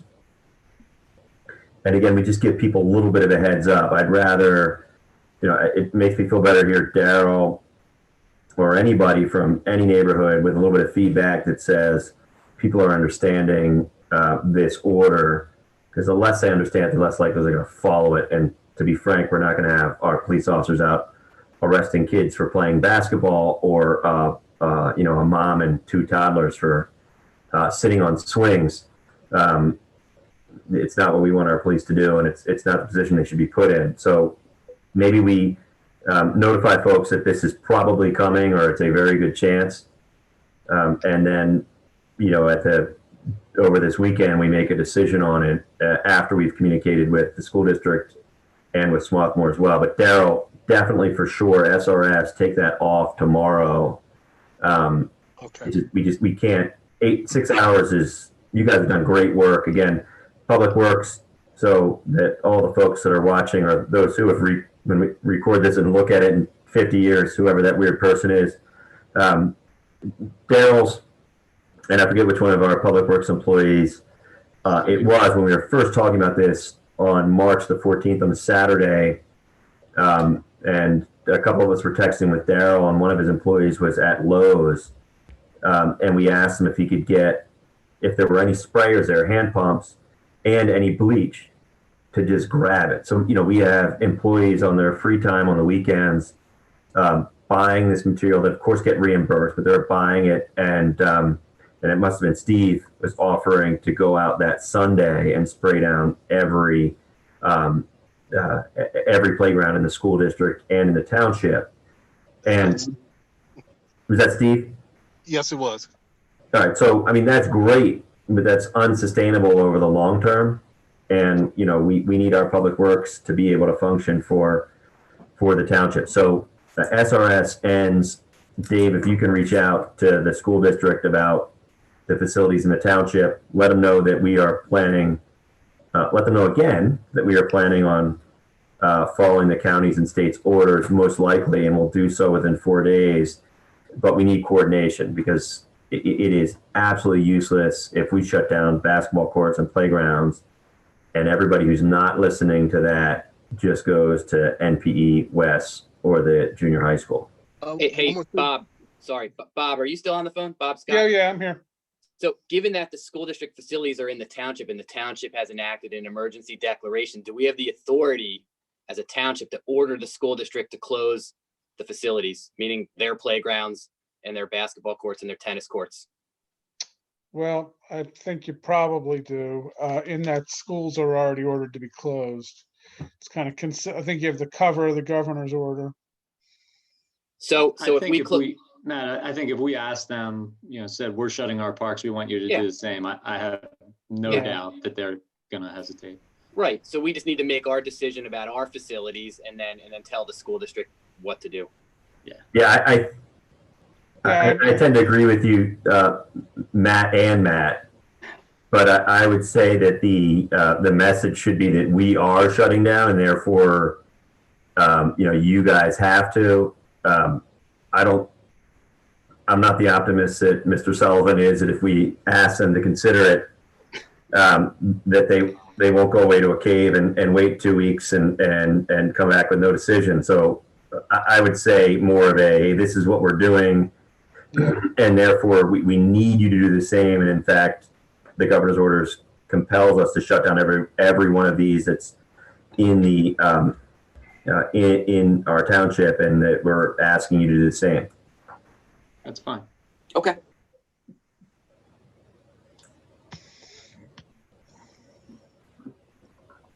So should I move on? I guess so.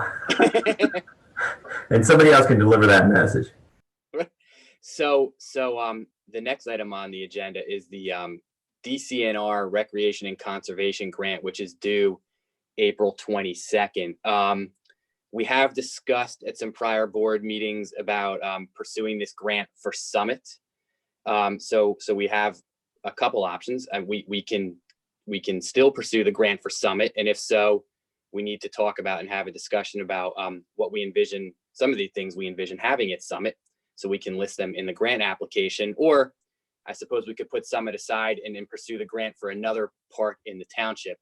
My personal opinion is that we should pursue it for Summit, because we know that it's going to be expensive to get things done there.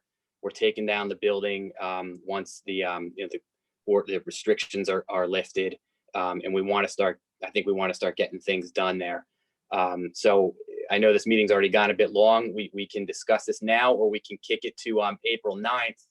But given that the grant is due April 22nd, kind of our drop dead date as of right now, unless there's an extension given, would be April 9th to take action. That's my understanding. What's your recommendation, Matt? I'd be shocked if they don't extend that, Matt. I think all the state agencies Okay. are shut down at this point. Yeah. Okay, probably But I right. think we all know that we need to do some work at Summit. It seems like sort of a logical, can we give Dave some time, even if the date's pushed back, get started on Summit, or do people want to talk about it further? We could probably talk about it on the 9th. Is there any way we can try to investigate whether it is in fact going to be pushed back? I agree with you guys that I think it will, but I don't believe we've heard that yet. I just don't want to miss an opportunity. I was just checking the website earlier this evening to see if they had any updates, and I didn't see anything posted there, because I kind of had the same thought that Matt Sullivan had, was that it might get delayed.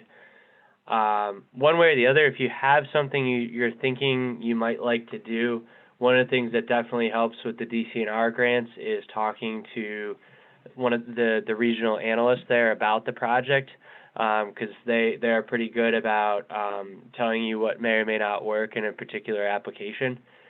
So if you have a good sense, even if it's not been, I guess, motioned on or decided, maybe let me know and I can try and get started talking to the DCNR person and at least open up that dialogue. Yeah, and I know, Matt Carson, what's your recommendation on it?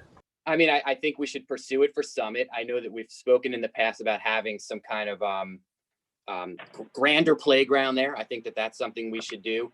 We've talked about having the perimeter trail or path there. I think that that's something we should do. I think the last meeting we discussed this, I said maybe we could do some lighting around the path, decorative, but all, that's another option. We've talked about an amphitheater. It seems like people are kind of lukewarm about that, but if you take the building down, you could have some kind of amphitheater or seating built into the hillside.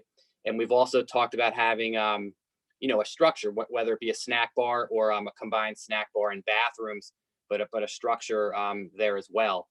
And then we would leave that open area where the footprint of the building is right now for, if down the road another board wants to consider, or this board wants to consider, a community center, or maybe we just have kind of an open grassy area with a multi-purpose field. Well, can we have, I think we've all sort of thrown this around a lot, and it seems like the walking trail, the playground, and the bathrooms at Summit, there seems to be some consensus there. So can we have Dave reach out and see if those things would, seem to fit within, the people he was discussing, and then go from there? Yeah, sure. And one thing I just wanted to add was that we, in talking with the state consultant for the RACP program, it sounds like the playground could be it's an interesting one, because it needs to have a 20-year life.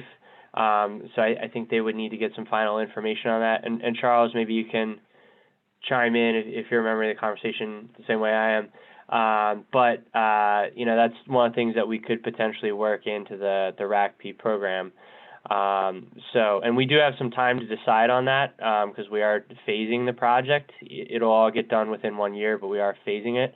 But for purposes of the DCNR grant, a playground, a walking trail, and lights are something that would qualify. My 2 cents is, I think we've talked about this for 3 months. The amphitheater gets mixed reviews to negative reviews, I think, on the balance, just in terms of it's sort of, well, it's not too permanent, but that we need some structure there to get the DCNR. I think that everybody probably agrees on the lighting and the walkway, and I think it seems like the bathroom and snack bar is critical for the grant.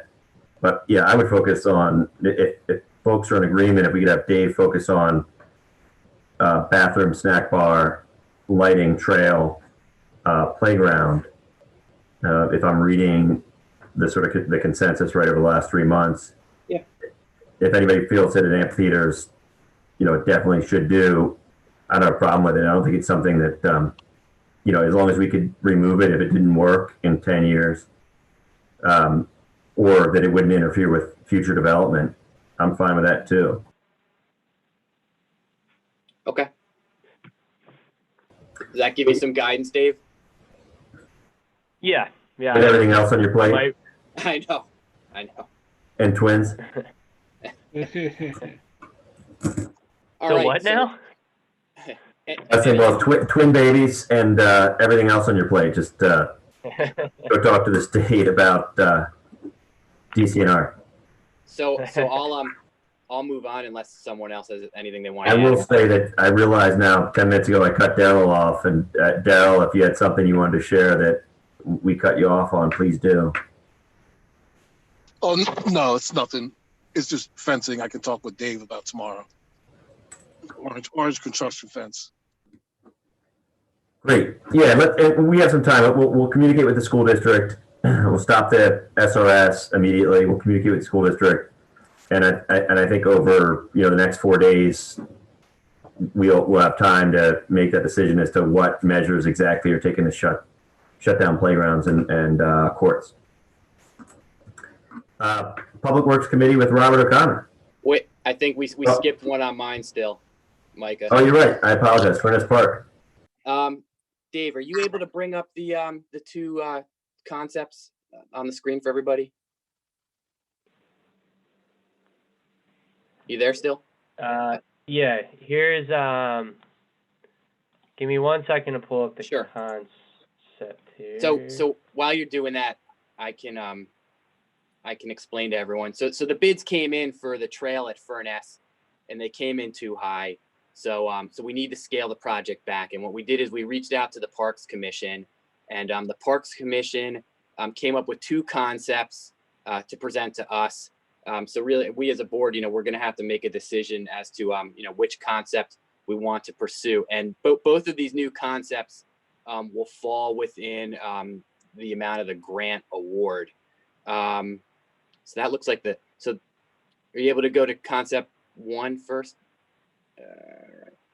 Okay, so the first concept is a loop trail, and this would basically take you from the SEPTA Wallingford train station in a loop around Furness Park, and it would swing along the entrance near Turner Road. So you can see that in front of you, and the numbers that you see are costs for different segments of the trail. It looks like it would also connect down to the corner of Turner and Rogers. That's that yellow segment. The dark blue segment runs kind of along Possum Hollow and then parallel to Turner Road. And then the light blue segment runs along kind of the interior of Furness Park. So it'd be a nice loop. It would be a nice jogging trail, and you'd have connectivity for people who park along Turner Road to access the train station. They could walk through the park, and it falls within our grant award. So that's concept 1. And the good thing about that too is it doesn't require an easement.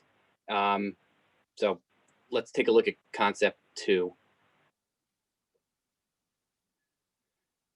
So the second concept that's been referred to as the link trail, and rather than the loop, it takes it from the SEPTA station through the interior of the park, and then it ends at the corner of Knoll and Turner Road. So the nice thing about the second concept is there's connectivity with the South Summit neighborhood. So conceivably, a resident in the South Summit area could walk all the way through from their neighborhood through Furness and catch a train. Kind of couple issues that came up with that second concept. You'll see there's a $94,700 cost for a bridge over the creek over there. So that's an expensive. It's a big cost for a little thing, a little bridge. The other issue there is there's a homeowner at the corner of Knoll and Turner, and ideally the township would get an easement from the homeowner, but that's something that would need to be worked out, and that's something that would take time. The other thing that the Parks Commission would like to see if we went with the link trail is a potential crosswalk at Westbury and Turner Road, and I think the board has discussed that in the past. I think the board had some issues with having a crosswalk there, so that's something you would want to work out as well. Well, I think, if you kind of do this in phases, it would be nice to have that link eventually. To do that now is going to take some time to work out the easement issue and potentially with the crosswalk issue. So having given that background, I'll open it up to the board, or we could just punt this to April 9. I don't think we need to make a decision tonight. I just wanted to present the two concepts that the Parks Commission has suggested. David, we have any conversation now with the owner of that property at Knoll and Turner? I believe they've been there for about 2 years. Have we had any conversations with them about allowing an easement? The prior owner was open to it, and then as they were selling their house, they understandably sort of pulled that off the table. And my recollection, sorry, I was going to say my recollection was the new owner was not particularly keen on it. Maybe their perspective has changed, but at the time, at least when they were buying it, because we had this encroachment issue. Right, that 6 feet or whatever it was in the back of their lot. Right. That's my recollection as well. And since they acquired the property, we haven't discussed it any further. And the issue becomes, if you don't have that easement, potentially, if you're on that link and you hit Knoll and Turner, you might be dumped off into Turner Road with really no viable way of crossing the street or anywhere to go. Is this the property where they were encroaching? Yeah. And I don't recall how we resolved that. We basically said we can't give you an easement because it's a public park, but yeah. We can sort of pinky promise that we're not going to take enforcement action and make you move your shed. Could we swap land with? Yeah, there's a little leverage. I don't think we can swap, right? Because same thing, because of the restrictions on the parkland. Right. Right. And the thought among the Parks Commission was maybe having the township reach out to that homeowner and try to work something out, and trying to get the easement, maybe talking to them about some screening with foliage or fencing, or maybe there's a way to rework the end of the trail so it would encroach on their property as little as possible. But it's going to take time. Are we sure that it doesn't fit within the right of way? That's the other thing we need to look at as well. Charles and I were actually talking about that earlier today, and without diving into too much detail on it, we seem to think that a portion of it would have to go on their property and would not be within the right of way.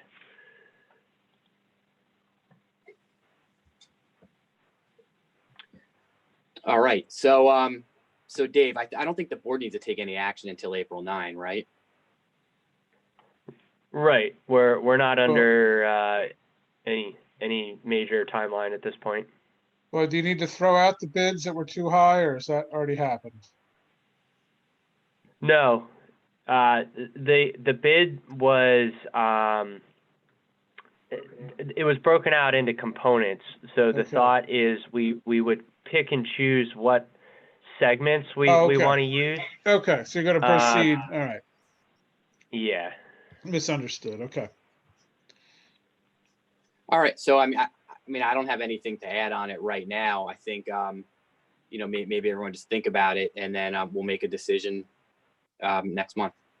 Could I just ask, before we make that decision, could I get a higher def version of this file? Because I'm trying to look at the map on my computer. Yeah, Max,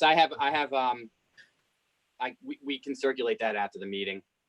We have a clear copy. Okay, because I love the idea of a link trail. I think improving our walkability in our town should be a goal, but it's hard to get a good understanding of what's the concerns that you guys are raising. Yeah, I mean, the two big concerns with the link, the easement, and then really trying to cross people safely on the opposite side of Turner in that Westbury, Pembroke, Plush Mill neighborhood, because people are already using, they're already crossing at Westbury, and one of the other potential negatives that I raised with the Parks Commission is if you add a crosswalk at Westbury, you might push commuter parking into that neighborhood. And I know from time to time, the board, we hear concerns from residents who live in the vicinity of the train stations that, commuters are parking in front of their homes. So I raised that with the Parks Commission. I know there's a couple people on the Parks Commission that live right in that area. And I said, just something to think about. So I definitely favor the link trail if we can make it happen. It's not much of a cost difference now, but I'd want to drill down a little bit to make sure that that estimated bridge cost is a reasonable estimate, and see whether there's any way to drive that cost down. Okay. Maybe get some Boy Scouts on that bridge. That $95,000 bridge, that doesn't jump out at me as being, oh, that can't possibly be right. That sounds about right, but I'm hoping that there's a cheaper option. As a former Boy Scout, we love providing free labor. So, right. So Dave, if we decided to pursue the link, I'm just in terms of the grant, how fast do we have to act to get work started there? Because we're kind of juggling a few things.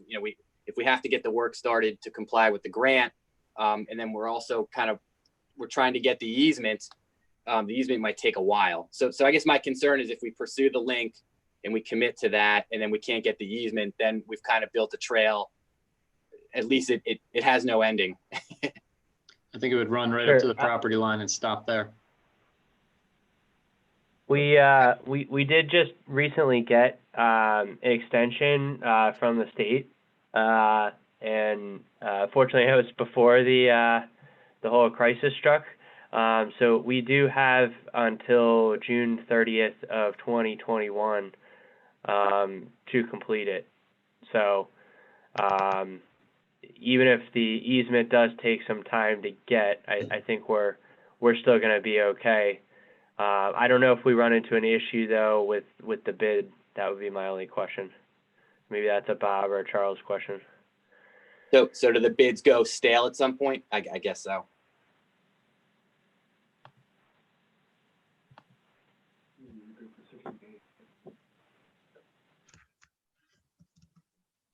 Any more on that?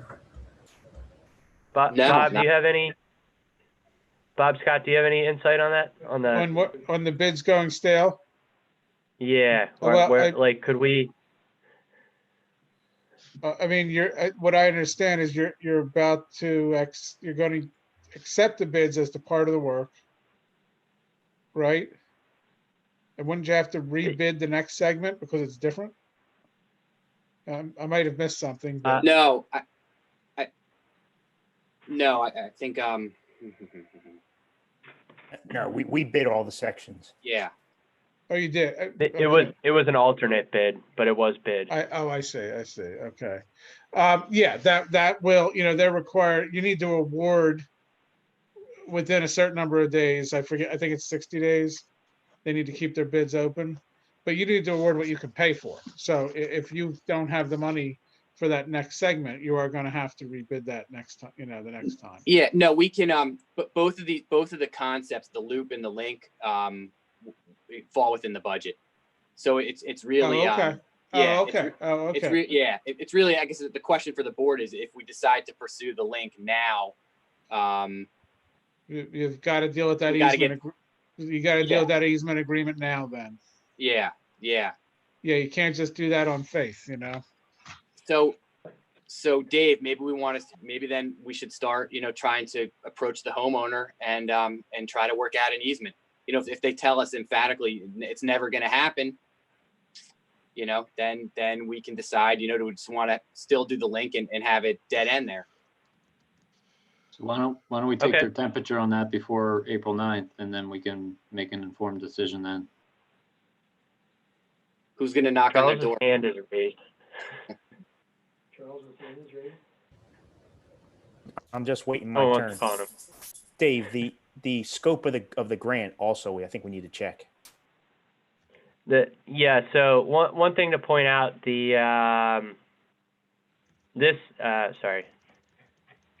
this option here was what was applied for when we applied in 2016 and what we were awarded. I don't think the state would give us too much of a hard time. I think in effect we're kind of doing the same thing. We're providing a trail through the woods, and there was the way that we wrote the grant was this would be phase 1, and this yellow portion along with the bridge would be phase 2. So by going this link option, we're kind of effectively combining phase 1 and phase 2 and just removing part of phase 1 in order to do phase 2. But something I can try and check with the state and hopefully get an answer on before April 9th, but I wouldn't expect it to be too much of an issue.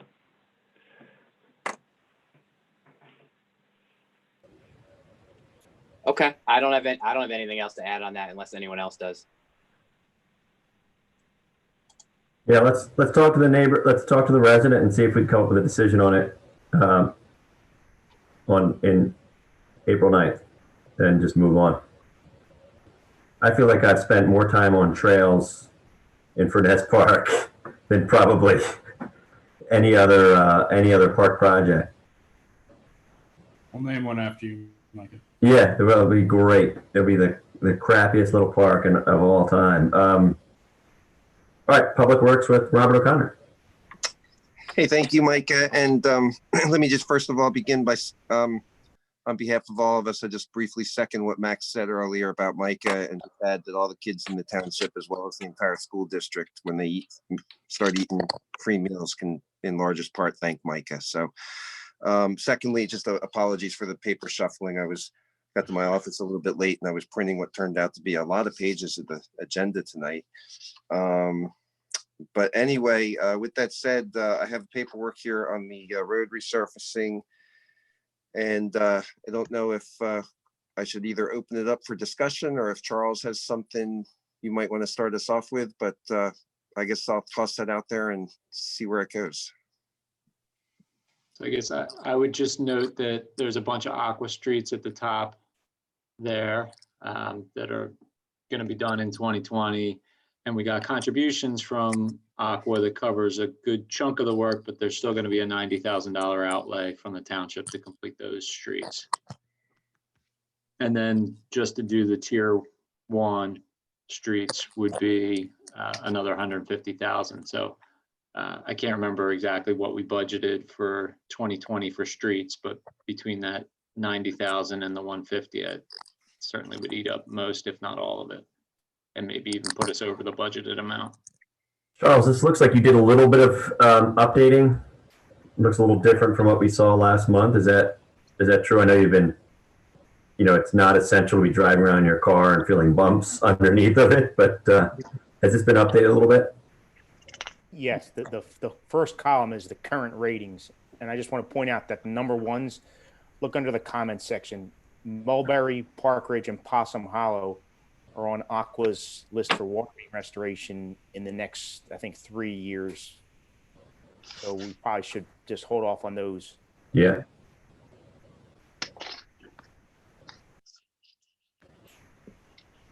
All All right, I think it's probably informational. Is that anything else in Public Works? What was our budgeted amount, Dave? You know, I just prepared that and I can't find the spreadsheet.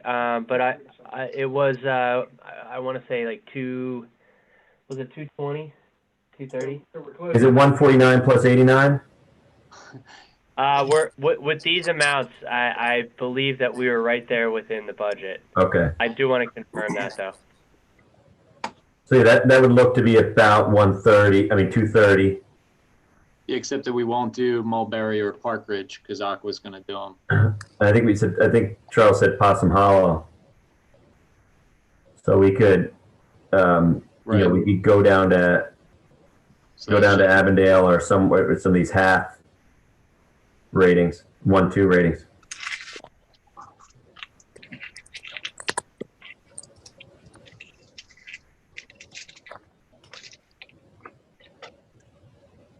I so badly want to click the enable editing tab on this, David. I'm not going to do it. Are we okay with the streets list? I mean, we obviously got to have Charles do a little bit more work, and then we can make a decision on this coming up. We also have to finalize the contract, maybe put in liquidated damages or some sort of provision to put a penalty in for any bidder that wins the award and then doesn't do the work in the late summer, fall, as happened this time. Yeah, one question on the two stretches of Avondale, Charles. It says 1 lane poor and 1 lane fair. So is this full width repaving that's estimated here, or just half width?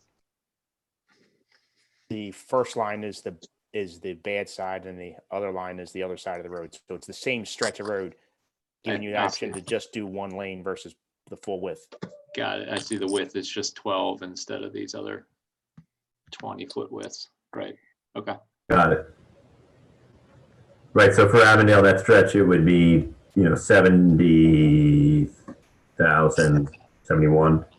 It'd be 46,000 to do the bad lane, and 71,000 to do full width repaving. And I think we probably all agree that, right? I mean, nobody's interested in doing a half width repaving on a road that's got a 2 on the other side. I think we've been really lucky that Aqua has paved, has actually contributed to a lot of our bad roads. And I know it's a lot of money, but even I, being in the 4th Ward, get a lot of emails from 4th Ward residents about Avondale. I think we should really consider biting the bullet and doing it. I agree with you, Kate. I get a lot of complaints about it too, and it's a gateway to the township, and it's the condition is embarrassing. Mm-hmm. All right, so it sounds like we have agreement to probably hold off on the Aqua ones as we move forward. We'll obviously keep those comments in there and maybe move down to Avondale, and we'll see how much money we have, and we'll work on the contract. Any other comments on the repaving list? Just, do we think there's an advantage to bidding it out sooner rather than later? Our contractor's going to be really hungry for the work, or our contractor's going to be backed up from this shutdown? And I tend to think it's probably the latter. Dave and I had a conversation today, and my thought was, let's be ready. So I'm thinking maybe at the April workshop, we finalize this list and have it ready to go out, so that when this shutdown does clean up, we can put this out and get going on it. Okay. So with that, are the asphalt plants open? Is asphalt to be had right now, or are they still shut down from winter, and has it been extended, or? There's a limited number of asphalt plants open, only because I know I saw them paving a road someday this week somewhere. Yeah. Okay. Dave, one idea is, think about the bucket of money we have with Charles's prognostications on the cost. And, one option is the ones, right? And the other option is take out the Aquas on the ones and we put in Avondale and wherever else we can get down. And then we could choose between those two, and then obviously people can, if they've got concerns about streets in their wards that they know well, given that we've been a little bit restrained in how much we could study all this, not speaking too much for Charles, we could, we could talk about swapping things out.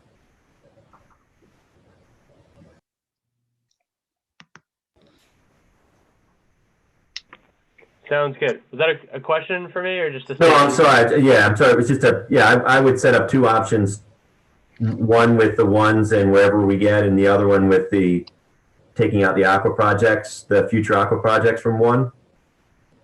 Sure. And then everybody else look at roads. I mean, I know from first-hand experience that Possum Hollow stretch is terrible, and it's already a dangerous, narrow, turning road with an open. The only road that I know of that has downhill around a curve, right open to a train track.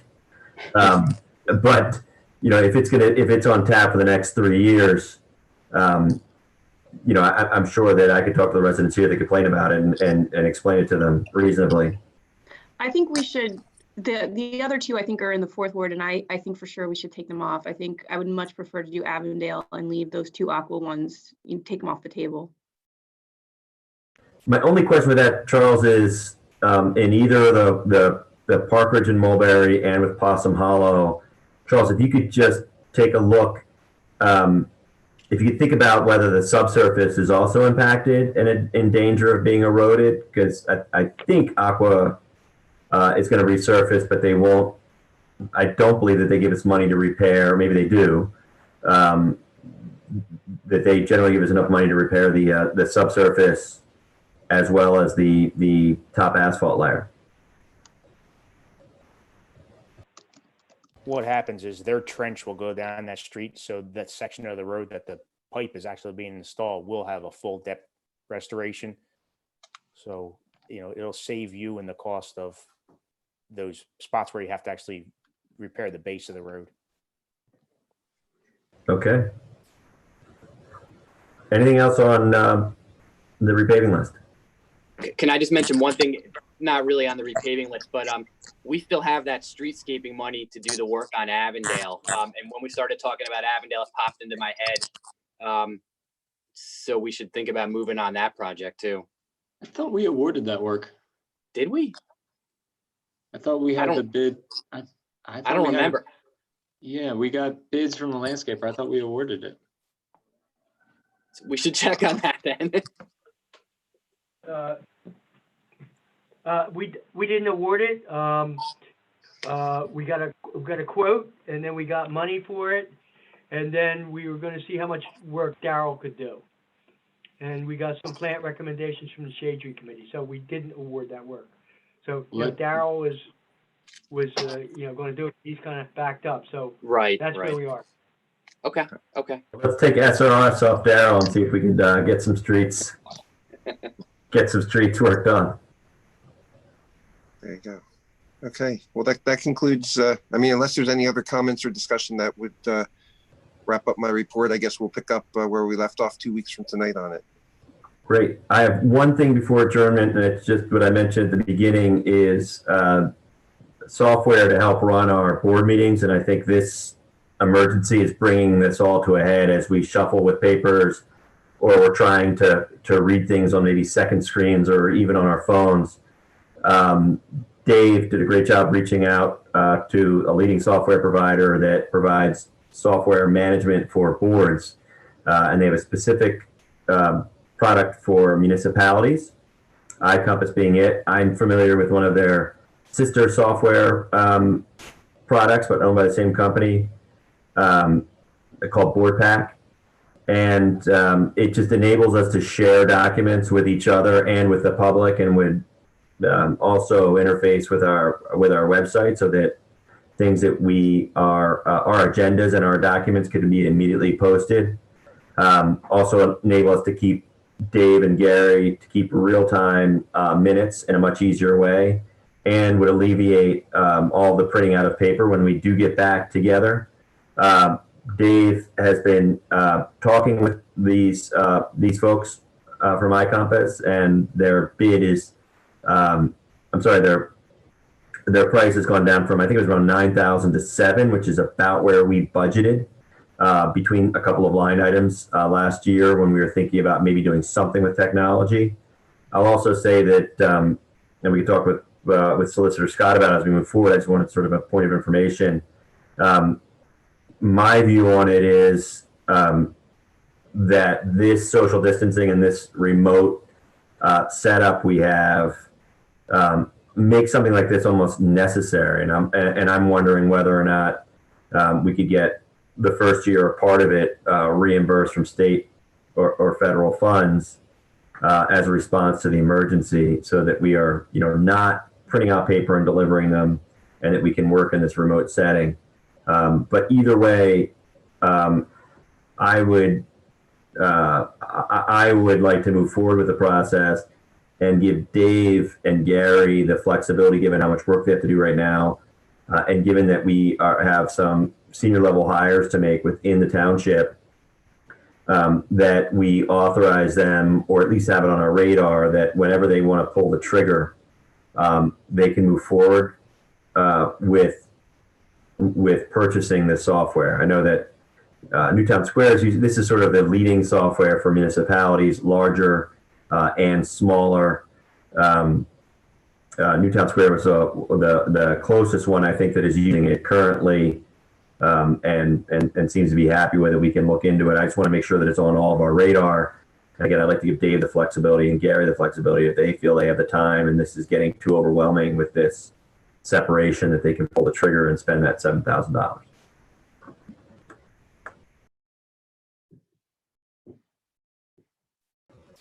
I guess I have a question just about our current software. Zoom, how much is this costing us? $15 a month. Okay, so not okay. Who authorized that? Yeah. I'm losing connection here. Yeah. I think that was me. Yeah, I think I authorized the $15 a month. If you think that this will be helpful for our current situation and moving forward, and it's a budgeted amount that's appealing to you, I don't see an issue, especially if you think we might be able to get emergency funding to cover the transition to it. It seems like it would be an opportune time to do that. So I'd be fine with that based on the points you bring up, Micah.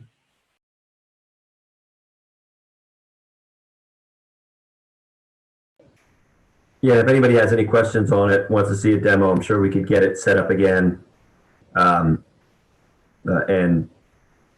I would leave this one for our administration to make a choice and a recommendation. I want to make sure that their hands are unbound and they can come to us if they need to. I know that this is a lot of work to put this together tonight and get everything in a zip drive and then sent to us, where we're all scrambling to open it. And then again, on the regular days, meetings, when we're shuffling through pounds of paper and ink, and there's just dead trees and wasted ink and printer cartridges everywhere.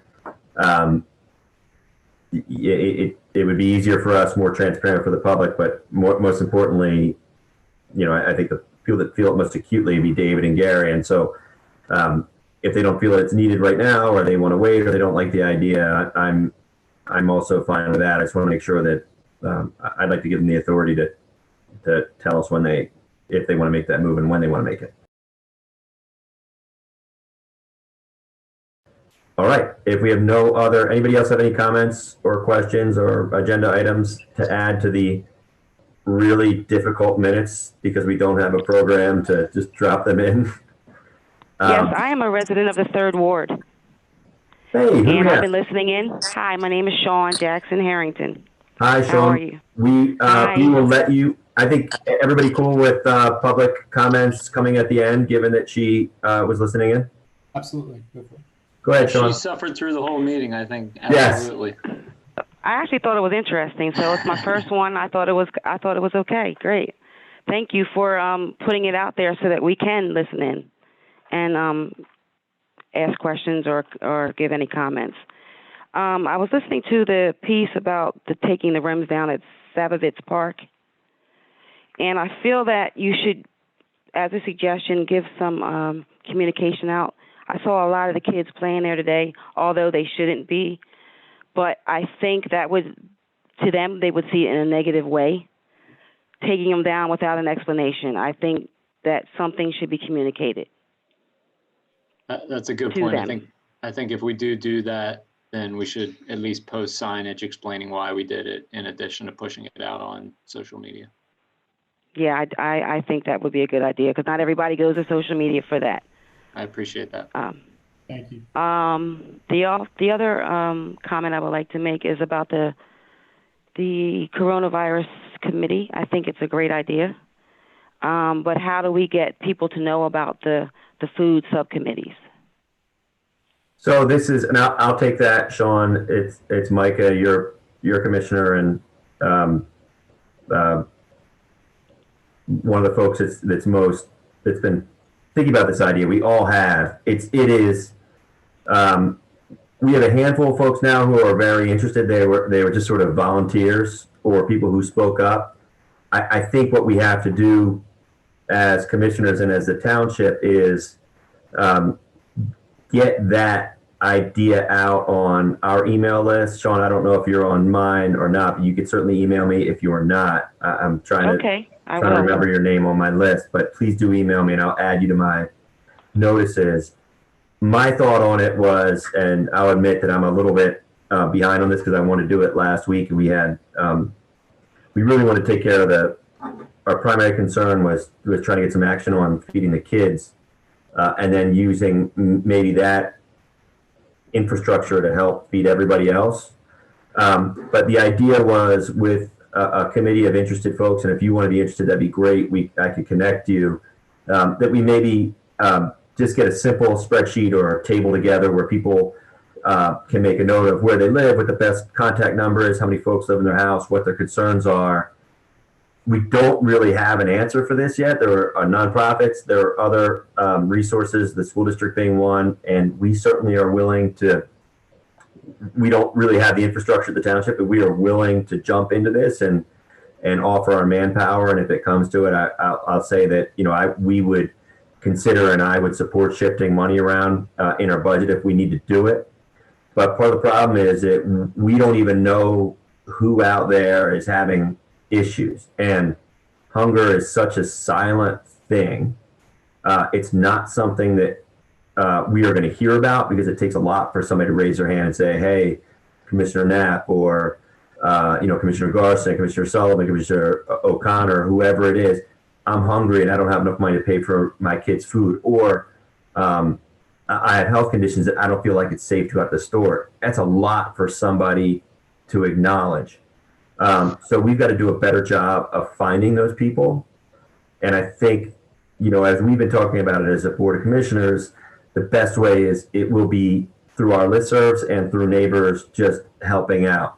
And if we gather that information, if we know who's in need or who is in proximity to being in need as this thing stretches on for a couple of weeks, then at least we have the information and we can talk about how we get the resources to those folks. If we don't know who they are, we're just stuck. And it's been, it's frustrating and scary to think, and I just presume and think that there are people in this position who are being quiet about it, and we don't know how to get help to them other than telling them that there are food banks around. We want to make sure as a township, there's not anybody on this board, not anybody in this administration that doesn't want to help firsthand if we can. If we can figure out who those folks are, and then we get some support from some residents that can help us in a committee. Okay, I'll give you my information. I'll email it to you. Thank you.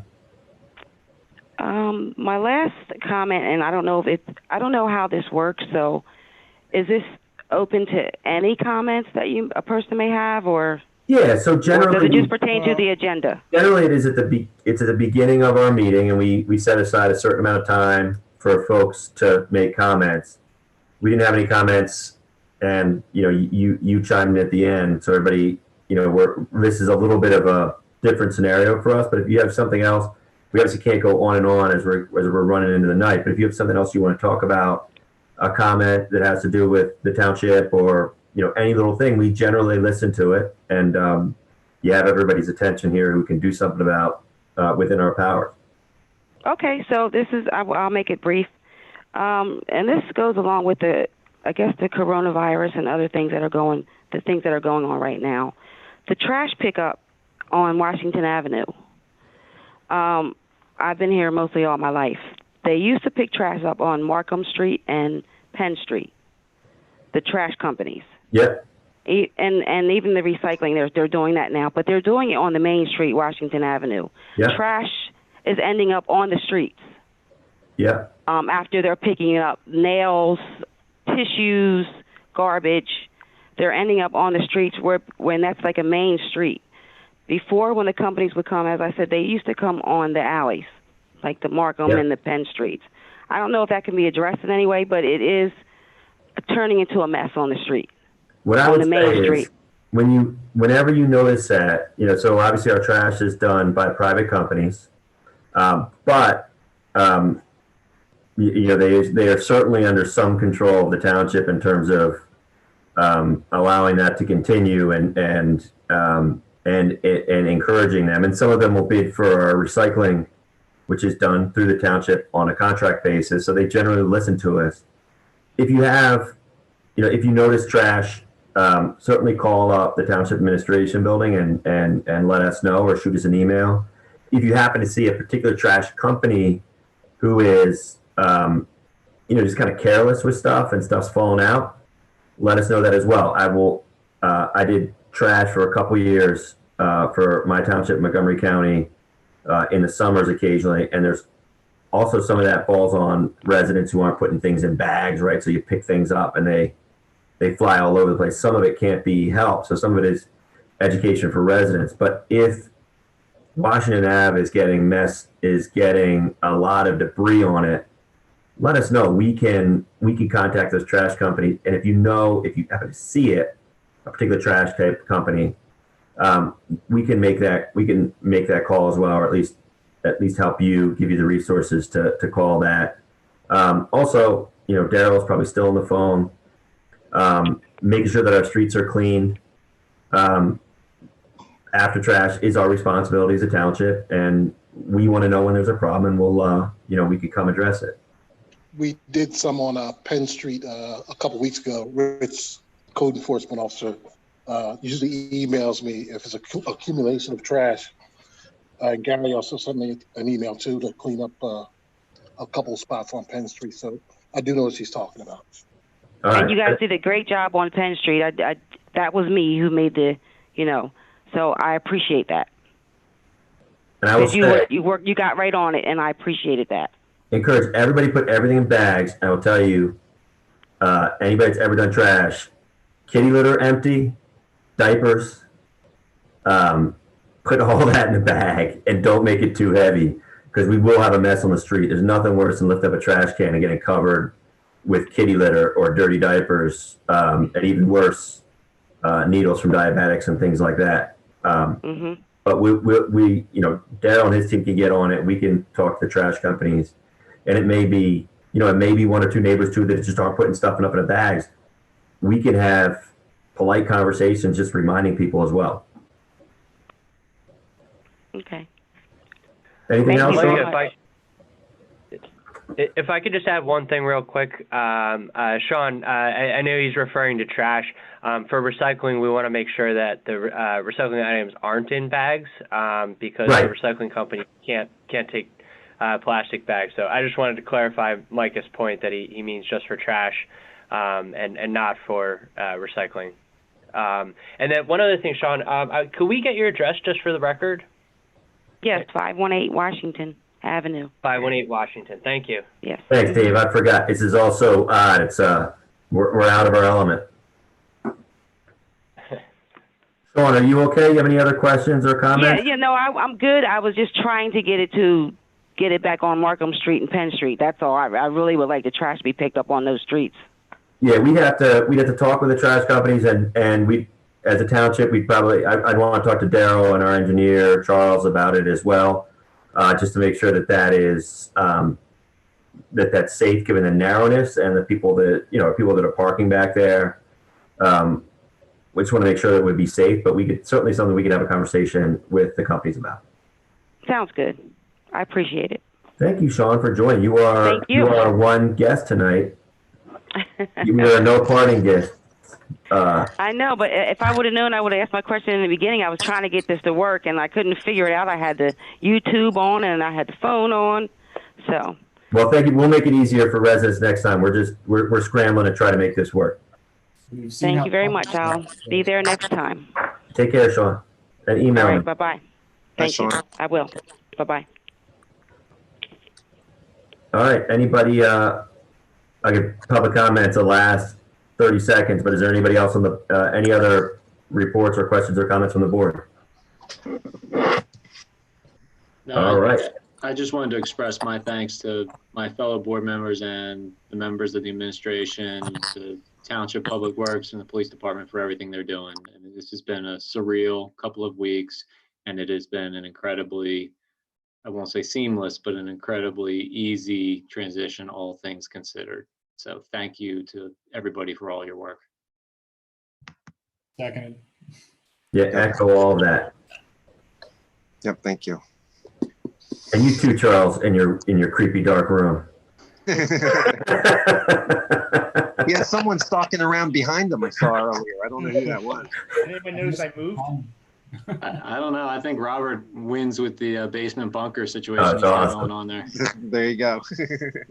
All right, folks, and we will adjourn the meeting until April 9th. Everybody be safe and wash your hands. All right, stay Thank healthy. you.